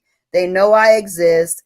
You make your presence known, and that sort of thing. Also, you don't want to ignore the fact that you ain't the only descendant. So that's why I always recommend that you're a nation, because as a nation, I'm not just doing it as Lisa Cypress. I'm including everybody that is an Accomac, including you, right? So everybody that has an Accomac has a right to what I'm fighting for. And that is righteous because I'm more of an ancestor. You know what I mean? I'm lined up to it, but you are too. So what? You don't get to have it. You know what I mean? So you want to do what's righteous, which really puts the power of God and your ancestors on your side, because what you're doing is coming from a place of what is righteous and good. So that's why I say when people like are quit claiming and they're just trying to declare land as you as an individual, there are a whole lot of individuals that have that same right that you got. So is that fair because you're smart enough to do it? I can tell you that people in my nation have done that. Like in the 70s and 80s, there's a family of my cousins that actually did claim to be Indian. And I guess they just hard-nosed the powers that be to give them 600 acres and they didn't tell anybody. They just kept it among their five family members. Is that right? That's messed up. So that whole plat that I showed in the beginning, they claim that for their own little family. Like they're the only Akamax or Genghis because they were light bright enough to sit up there and say, yeah, it's us. And their names on the patent, but so are my family's just as connected. See, this is the thing about genealogy. Just because your name, like my name is Cypress. So if there's something that says Cypress on it, that doesn't make me more connected for somebody else's name Jones. Because just because your name is Jones, because your dad was a Jones, doesn't mean your line to the Cypress is just as short as mine. It is. You know what I mean? I just had the daddy that's a Cypress. You had the mama that's a Cypress. See? So, I mean, so what they did is they took that surname and they claimed this land, and they claimed they, in their minds, they're more of that lineage than I am. But no, baby, we got the same exact lineage. Like my fifth great grandfather is your fifth great grandfather. We're the same, just as on my mom's side. So, but they took the land because they have the name connection and they have the complexion connection. They got straightish hair, and they married a lot of Europeans, so they look the part of what you might want to say is a Native American or whatever. It's whatever. But what they did, is that right? No, it's not right. That's why I try to do things that are very, very open. And say it's very hard for the people that are on the Eastern Shore because they don't really get what I'm doing. They know I'm making a lot of them people that live out there, them KKKers, mad. But and they know that they've never seen anybody kind of get as far as making them mad and making whether it's good or bad, making things happen. They know that, and they do, I think, in their own, but they don't really get what I'm doing, because what I'm trying to create is an infrastructure where we have this land and we have this wealth. We have rental properties that can be our foundation to build off of, where we can house people that are unhoused or poorly housed, where we can rent them out and make it an indigenous experience and profit off of that, and then have a foundation where we can build other businesses for other Akamax and people, you know what I mean? And have our own credit union. Like it is to make things better the way they live out there, to give them options for generations to come. So it's not some frivolous, like I'm just trying to quick claim land. It's about building a whole infrastructure of opportunity for your people and your family, people you don't know. People you don't know that are just, you're an Ackerman. Therefore, we're family. But therefore, you and yours can avail yourself to this opportunity. You have a refuge. That's what it is. Yeah, And I value what you said, and I like your thinking, because see, I brought it up because I know what their evil plans are for the future. They're not going to stop. So knowing that they're not going to stop, they're not going to stop the fraud. They're not going to stop the aspects of where they're going with it. So if that could be circumvented, that's the reason why I'm asking that question. And I don't mean just Virginia, right. anywhere in the Americas, because This should be replicated. I would want, and I will help anyone who wants to replicate this anywhere in the country. And there are people that have reached out to me in Mississippi that are well on their way, which actually I have to reach out to them this weekend about doing the same thing. They're already well on their way to doing this. They just need to get the details of, organization together, get their nation, organized, get their paperwork done, reclassification and their enrollment and all that, and their ID cards, and get their stuff together, because they already have returned to their homeland in Mississippi, and they're already building like a homestead, have built a homestead. So there are people that are doing this. And yes, if people replicate this, that's where the power comes. And then when you have people that replicate this and unite under like a confederacy, and we're like united and saying, look, This is our territory. We're all standing together. My territory, this territory, their territory here. And we're creating refuges for our people so that we can't be bossed and brought out and pushed aside, that we have protected lands that we're supposed to have. That's what this is really about, right? That's what I'm doing. It's way bigger than Lisa quit claiming a few properties. It's about creating a thing where these foreigners can't come in and just take our stuff en masse, and we're pushed out and pushed aside, can never get back what is ours. It's about saying, stop. This ends now. Right at this point, this is when it turns around. And these lawyers who work for these big corporations and trying to represent me, talking about, well, what are you going to do? I'm like, let me tell you something. When does it end? At what point are they going to say, oh yeah, I said they know that this property is not theirs. At what point are they going to say, you know what? I'm about to give this back to you. Yeah, I know there was title on this when we built this stuff, but yeah, nobody's going to do the right thing. So you have to fight them to force their hand to do the right thing. And then when they try to knock you down and stop you, you got to get back up again and fight them a different way. And then you got to try it again. And you got to keep reaching out to people until you find maybe one good person that's willing to stand up and say, yeah, what she said, that's not right what you're doing. Somebody, one good person, that's all you need, one or two. But they block you from that. And they try to keep you from accessing, or those people from accessing you. Everybody's conspired into the theft of these territories from the indigenous people. No, you can't do everything quietly and privately, because that's how they friggin' win. They win because everything's private and quiet, and they quietly push you aside. You got to be, I don't agree with that private. That's you know what, them demons are always teaching that shit. Be quiet. Witch people go in stealth. They do things quietly because they're demons, okay? The light has to be shined on a demon.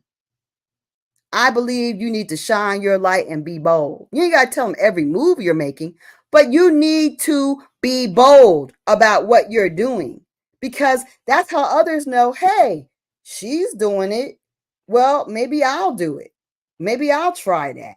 You know what I mean? If you do everything, yes, I agree. That's right. The ancient one. We need to get loud. Oh, we need to get loud, proud, and bold, because that's how they have kept us ignorant. That's how they were like, oh, don't say you're Indian. Oh, I think that used to be granddaddy's land or grandma's land, or she used to have that farm. We don't speak it out loud. Shh, don't talk about it, but that used to be ours. None of that. You need to be in their face. You took our names.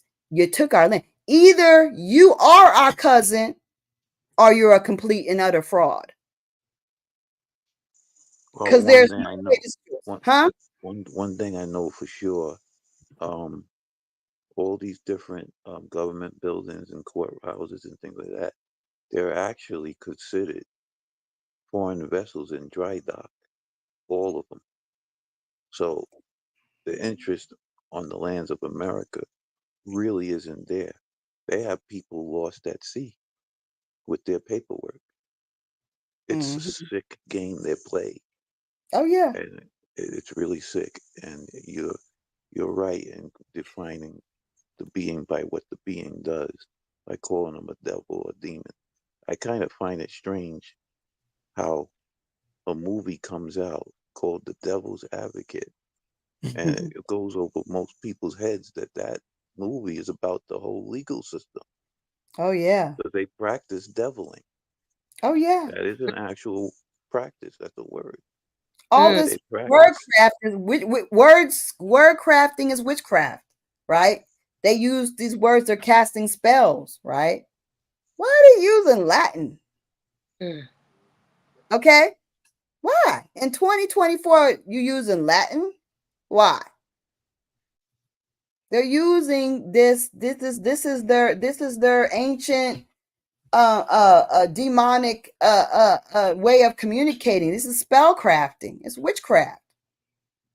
And then that's that. And then, like I said, they're always creating a zigzag, so you can't attach yourselves to the top. You have to go through all these loops and all these detours and all these different types of puzzles and mazes to get to your destination, so that you can't reach it, you can't access it. But when they came to this country, we would stand up in court and speaking plainly and litigating against them and anybody and each other on a regular basis. That's the way we organized it. It wasn't inaccessible. The courts were never inaccessible for us. That's why there's so many court cases with Negro Indians in them. You talk, and people talk about Anthony Johnson like he's an African. Yeah, Anthony Johnson was in court as a slave master, and he just got there in this country, really? And he was an indentured servant. They went all the way to Africa for a temporary servant. Come on now.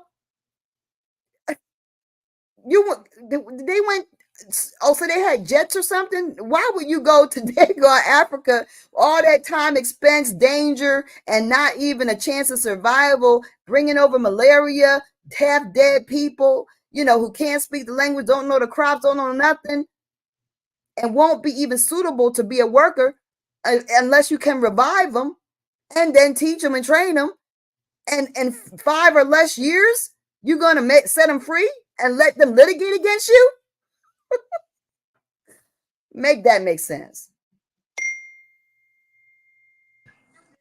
But the work you're doing is literally they're trying to stop you just so you can't set the precedence.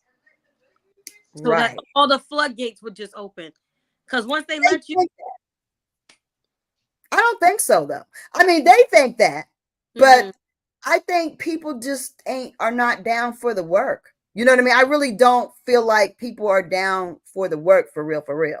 So although in their minds, they think because let me tell you, in reverse, if they was us and they had the land patents and it was their country, oh, first of all, this whole thing we wouldn't even be able to hold them from getting their stuff back. Like, first of all, but secondly, yeah, if somebody just made it known that this was the truth about your inheritance and it was them that could benefit, oh, the floodgates, it would be like the floodgates open. But see, for us,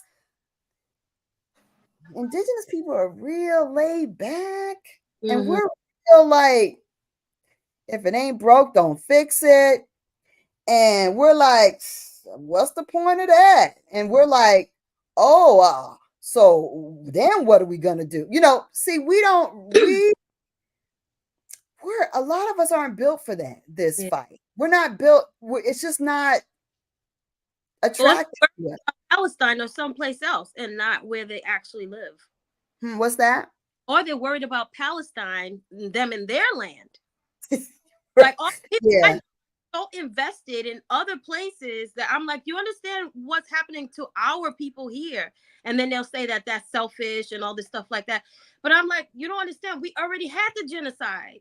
Right, it's happening. No, it's currently happening, like now. And it's like you're worried about every day. But it's like we already had that, and we're still trying to rebuild from what's happening and what's happened. But we're in an apartheid and we don't even know it. We're living in an apartheid and we don't even recognize it. And then you keep funny family because your family doesn't have this or have that. Oh, how come we don't have this and that? It's like, because we let them have it. And like, if you look at Springfield, Ohio, you know what's going on up there, where the people up there are upset because all the 20,000 migrants came in there. And, it's so funny when they're melanated how mad people get. When the Ukrainians bombarded the country, I didn't hear nobody complain. Not even us. Right. They're not fighting up marching. We're always the ones got to come save everybody. Ain't nobody marching for us. They're not doing that for us. We got to march for LGBTQ. We got to march for everybody. And that's not fair. When did we ever get to take care of ourselves? My grandma said, oh, God is you. Take care of you. That's what she would say all the time. And it's like, we let ourselves suffer. And then you end up giving all yourself away and you end up with nothing. And like I was saying, the people in Springfield, because I'm particularly tied to it because my great grandmother was an orphan up in Springfield, so I was already looking Oh. back in the 1880 something. She was born up there. The crazy thing is, I found her. I didn't know she had siblings until I found her orphanage records. Ooh. 7 siblings, and then we were like, what? Like all her family was there, and it was like it said mother dead and father dissipated. We were like, dissipated. Ooh, what is that? So now I'm thinking, please stay out of Springfield because I don't want my records getting burnt down with some crazy riots up there or something like that. Because I still gotta find my history. I'm like, just leave my great grandma's town alone. Leave it alone. But the funny people there, they came in there. They weren't originally there, and they feel now what it felt like when they did it to the people who were there. Right. So it's like now you understand how we felt. So any of these people who say, "Oh, I see a lot of people because I love right-wing media because I jive more with it because it's more traditional and stuff like that." Right. But they say things like, "Well, we defeat the indigenous people here, so we don't want to hear no more. Y'all are conquered people." So they'll say crap like that every now and then. Yeah. But now you know how it feels. You're basically becoming the conquered people yourselves. Well, I mean, like I said, they don't care unless it's melanated people that's taking, and they don't even really, they're not really against Africans because I don't ever hear them complain about Africans, but they complain about they complain about Haitians or dark Cubans in a heartbeat. That's weird. Yeah, it's a little weird, but their situation is because they're indigenous to the Americas. That's probably why. One thing is that they're too close for comfort. Right. Because I remember there was some point where Abraham Lincoln sent like 4,000 American Indians to Haiti at one point. Right. So it's like we don't know if they are our people or not. So it's like they are. We're all, and not even before that, we all used to go back and forth. It was all family. We went back and forth to the islands like it was like nothing. You know what I mean? So these are our people, but Africans are not. So they don't care about them coming over, and they can take over our identity. It doesn't matter because whenever they want to get rid of them, it's really easy. Real easy. They know, they make these people, the immigrants, know you are here by our good graces. Right. Regulations are applied to them. So they know it's very conditional, and they will change the condition and get rid of them in a heartbeat. However, these people that are indigenous, once they come, and don't let them to you. And most, I mean, like if anybody has ever worked with people that are or have patient people in their family, I mean, we are very much kinfolk. Like there's an automatic love. Like it's really interesting. I had the opportunity. I hadn't lived around them before when I worked in Florida during the jab. I worked with a whole bunch of them, and it was like immediate, like family. They were just fun, and I just enjoyed, just the kinship. So I mean, but I think it's people though in Springfield. I think they're the traumatized people who are going through the real horrors in Haiti, where they are traumatized, and they're bringing their trauma with them. Maybe they just don't know one melanated person from another. Maybe they're some of these people that they're complaining and calling Haitian aren't Haitian. Because I know, like, one of the videos, the person wasn't speaking French. I was like, they're speaking Spanish. What is that? I mean, what are Hispaniola, Dominican Republic and Haiti is the same. So a lot of them well, maybe that's it. But then I'm just like, whatever. I don't think that these people that are racist, some of these things that we see aren't even real. Like it's made for television. So we got to know about the psyops also. The psyops is real. So a lot of the things that we think is real news is not real news, and it's happening. It may not be happening. So that's a whole nother thing. They're always creating a negative image about our people, our folk, or something we're doing. And then we know these people do disgusting things, just like Epstein Island. Ain't nobody talking about that, but everybody's interested in somebody, having a freak off. What is that? Yeah. Like, you know what I mean? We get distracted by things that they want us to be distracted by, and then whatever they're doing goes unchecked and unbothered. And we don't go back and see. We got all these fake politicians and fake political government people and fake stars and fake musicians that they don't even stand up for anything. They don't say, well, wait a minute. Wait a minute. Nobody, we got nobody standing for anything except what they're being paid to say. Yeah, yeah.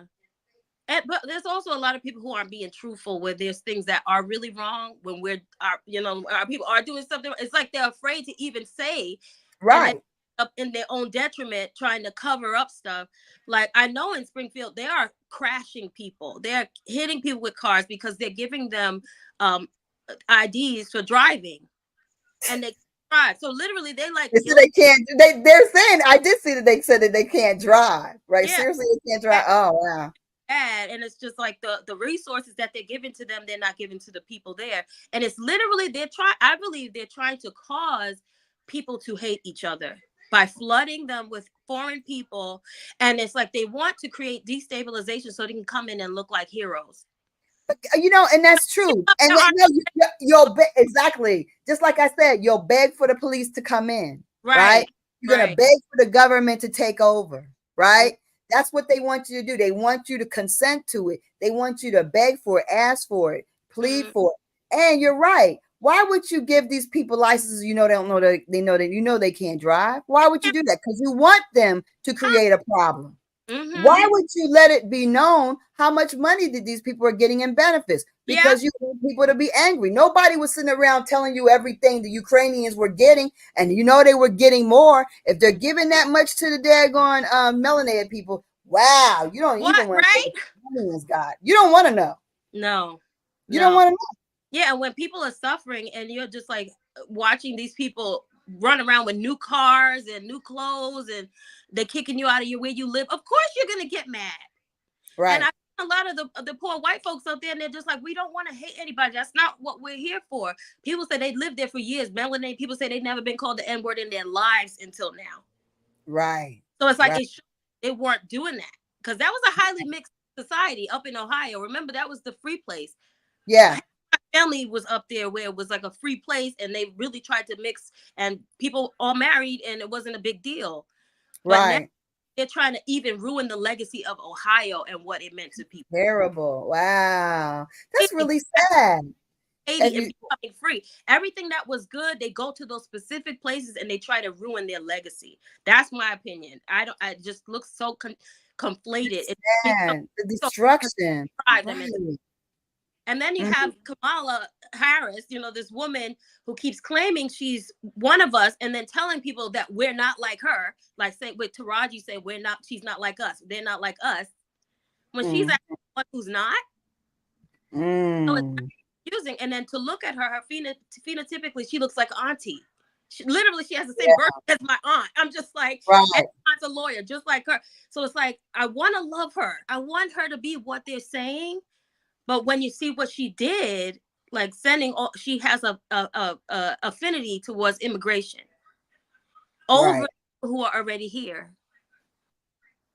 And the people who are already here aren't seeing it. They're not understanding that she's a puppet, she's a pawn, and she's not here to save us. And it's like, why would you give somebody the highest platform over your own people? It's like, and then they keep saying Trump made it up. It's like, no, he got that from our community. He was saying, listen, she's not so-called FBA. Could stop pushing her as a Black woman. They say she's a woman, that's fine. But don't take her, and she's literally replacing us. And we're watching this great replacement across the board, be it Africans, be it people in the different HBCUs, like where half the faculty is from Africa. And it's just like more. And she went to Howard. So did Rachel Dolezal. The woman who pretended to be Black. She went to Howard too. So they're trying to take our culture and just make it seem like it's a plaything. And we're going along. And like you said, we're giving it away. We're the ones giving it away because we have this desperation. We are such a traumatized people. We just want to be seen by people. We want, like you said, federal recognition. We want these things. But it's hurting us because we're not taking the second to gather our emotions and become masters of our emotions. We're just all moving off emotion, which is a beautiful thing. Emotion is a beautiful thing, but we're bastardizing the natural gifts that we were given, because it's almost like the frequency is being like shaken within the Wi-Fi or something. I don't know what it is, but it's changing our cells. Mm-hmm. It It really is. You're right. else and giving away our freedom, and we should really be saying no. Sorry, she's a woman of color, whatever that whole fake thing is, where anybody who's white is of color, because you're Right. it. Right. If you like, and here's the other revelation I had recently was they say that the black households, so-called black households, they have the fatherless homes is the big problem. But when you do your genealogy, and every time you look and you find a so-called white man was the daddy of the family, and he's the one who rejected his children and sent them off to be his slaves and other people's slaves, wouldn't it be he who started the fatherless homes? Mm-hmm.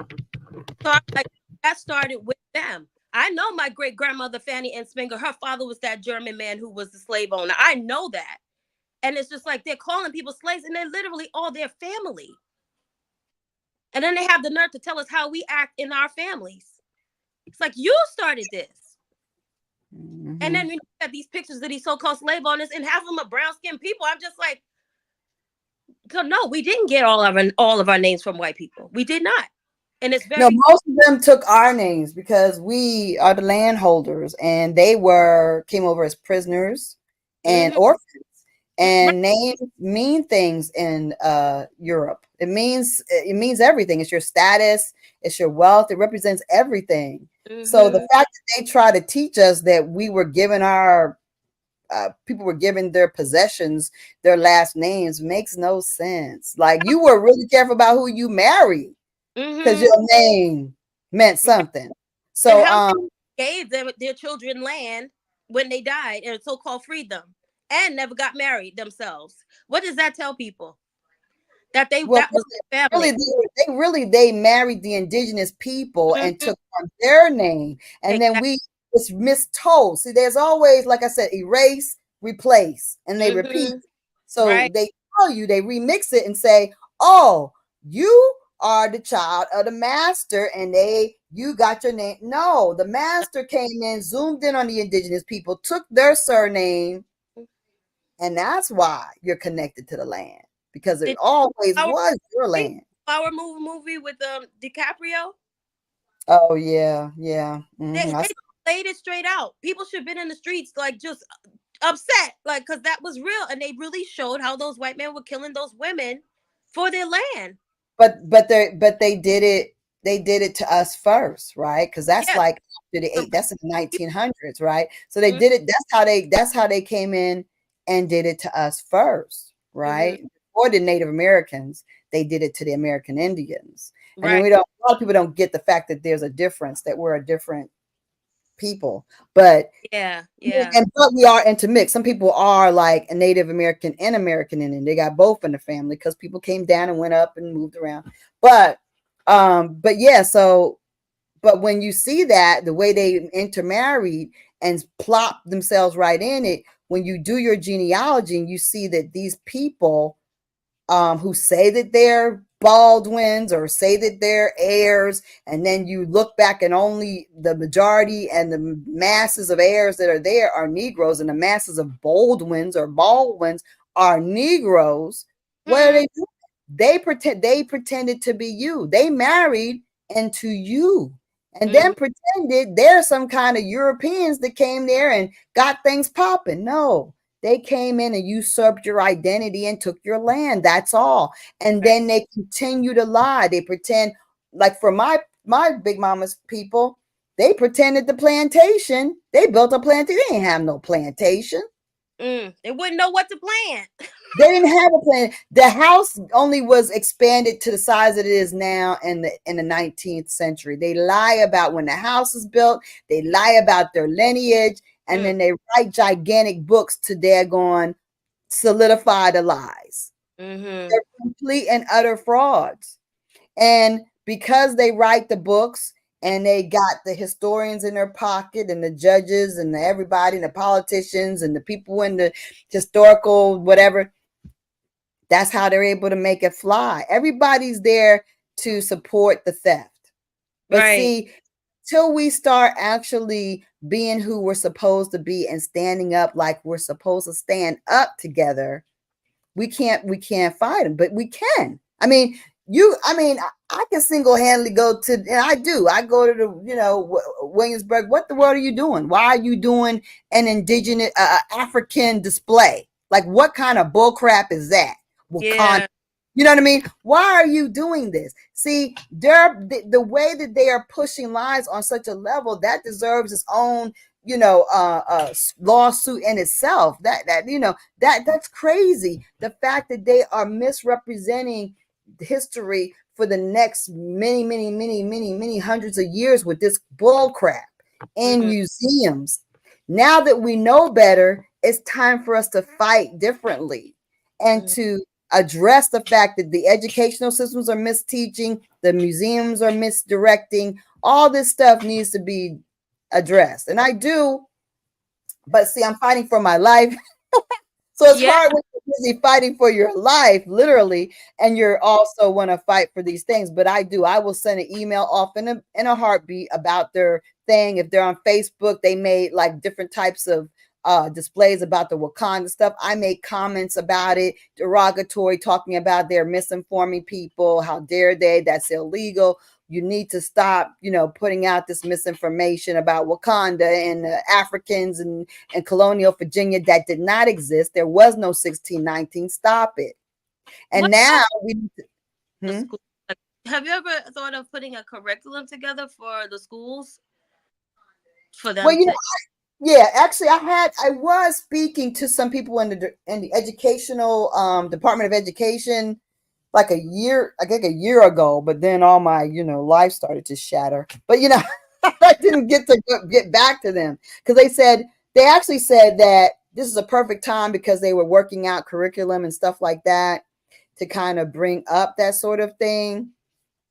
But like I got sidelined with my, litigation and fight and, oh my God, they're attacking me. Let me file this, file that, whatever. So I've been like doing that, trying to, okay, let me stay ahead of their asses. So that kind of thing, it kind of puts those broader fights on the sidelines. But like I said, it still doesn't stop me from sending out an email or addressing it in whatever way I can. But yeah, they need to be corrected. And I've actually there's a video of me talking to the people at Williamsburg at the plantation where they had that stupid book reading about their fake family history. And I was like, you guys need to set the record straight. Stop telling these historical lies, Went off on them. With what, they got very pissed at me. Well, but they are not held accountable. And one voice, it's a voice. They're not used to a voice that even is counter what they're doing. Think about it if there was more voices that were doing it. Like they went to another event and there was a voice detracting from it, and another event or another letter or another email. See, my dream is that people would actually replicate and actually, like I said, repatriating and replicating. I will help anybody do whatever they dream of doing. I don't have secrets. I don't believe in keeping things secret. I don't believe in that. I am easily, like if you contact me at acamac.org, it goes directly to me. I will reach back out to you unless my mail's like bombarded with stuff, which sometimes it is. Sometimes it takes me a while to find you but it usually it gives me a signal on my phone, I think, or something comes up on my phone. But anyway, so yeah, I definitely want to facilitate anybody making their dreams come true or whatever things they can envision doing happen, and maybe it's about fighting for a misdirection or a redirection of funding. Like people say, they're putting all this money towards this false African narrative. Let's stop that. Let's force them to put some money to the true indigenous narrative. That money needs to be redirected into the right type of information and funding. How about that? That's a thing to do. Yeah, I will personally focus my life on doing that. Yeah. And I think New York is right for it because I'm in Rhode Island. You're in Rhode Island? Okay, that's good too. Yes, it's especially good because we are so small. It's almost like the experiment can be run here very well. Yes. And you have, it'll be proof that it works. It's just like, yes, it can work up here. All the Black people, so-called, that I know up here are all indigenous. Yeah, they know it. I do all their genealogy, and they're just like, and they all related. And then the Cape community out here, like, they know that they're Narragansett. They know it. But I know there was a time where they said that they sent thousands of them over to inhabit Cape Verde. And when they came back during and they migrated back in the 1920s, I believe it was, they were coming right back home because they used them for their whaling skills. Yeah, so it's like a whole. And then there's a huge Liberian population out here. There's a whole study that could be done on them being taken from here back to Liberia, back to here. Because literally they're taken back and forth, and they don't. But it's a smaller population. Right. Because on the Eastern Shore, they sent us to both Sierra Leone, and then they did Portsmouth. They sent a bunch of people to Liberia. But see, they've been trying to get rid of us because they're trying to get a hold of land since since they got here. Oh, I lost her. She got cut off. Oh, I'm about to get cut off soon too because my battery's starting to die. So. I think, well, mine is good, but I think I'm going to call. I had no intention of being on this long, but this is wonderful. Supposed to be a little. I got one more thing to say before I go. When you mentioned something about television or the media, the mainstream media, I heard a special forces individual who specializes in psychological warfare. He actually stated, according to the FCC, the television is only a entertainment device, which means anything coming or broadcast from it doesn't have to be true or real. So keep that in mind. In other words, in my words, I would say anyone of any profession broadcasting from said device and, the equivalent, whether it be a lawyer, doctor, scientist, politician, you name it, etc. They don't have to tell the truth when they broadcast from it. Media is misinformation. It started that way, and it is continued, right? From the first silver screen film, from Birth of a Nation on to today, it's been used as propaganda to move the crowd, to motivate and control, to push narratives, push agendas. I mean, most of the destruction of these towns that we talk about, whether it's Tulsa or the Eastern Shore, Accomack, or whatever, whether it's Illinois or Arkansas, whatever town we're talking about, whether it's Florida, whatever town, South Carolina, whatever town we're talking about that was destroyed, whether it's daggone Georgia and the flooding, this was all set off by the Birth of a Nation effort. They started this whole effort to daggone, let's go kill these people or destroy their stuff out of that.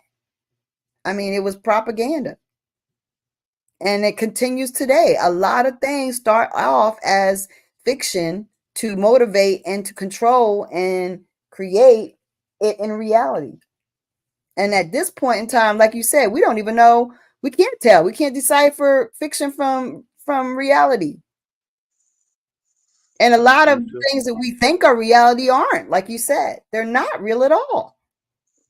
The time is clicking on my Me battery. Too. So. I'm gonna call it. And yes, why don't you definitely reach out to me? I need to get together and talk about some of your family stuff and see what we can do. And I definitely would like to have you join me the next time I get into a good subject. So reach out to me today if you can. Okay, thanks. I appreciate it. Thank you for having me on. Have a good day. All right. Good day, everybody. Peace. I'm out. Peace.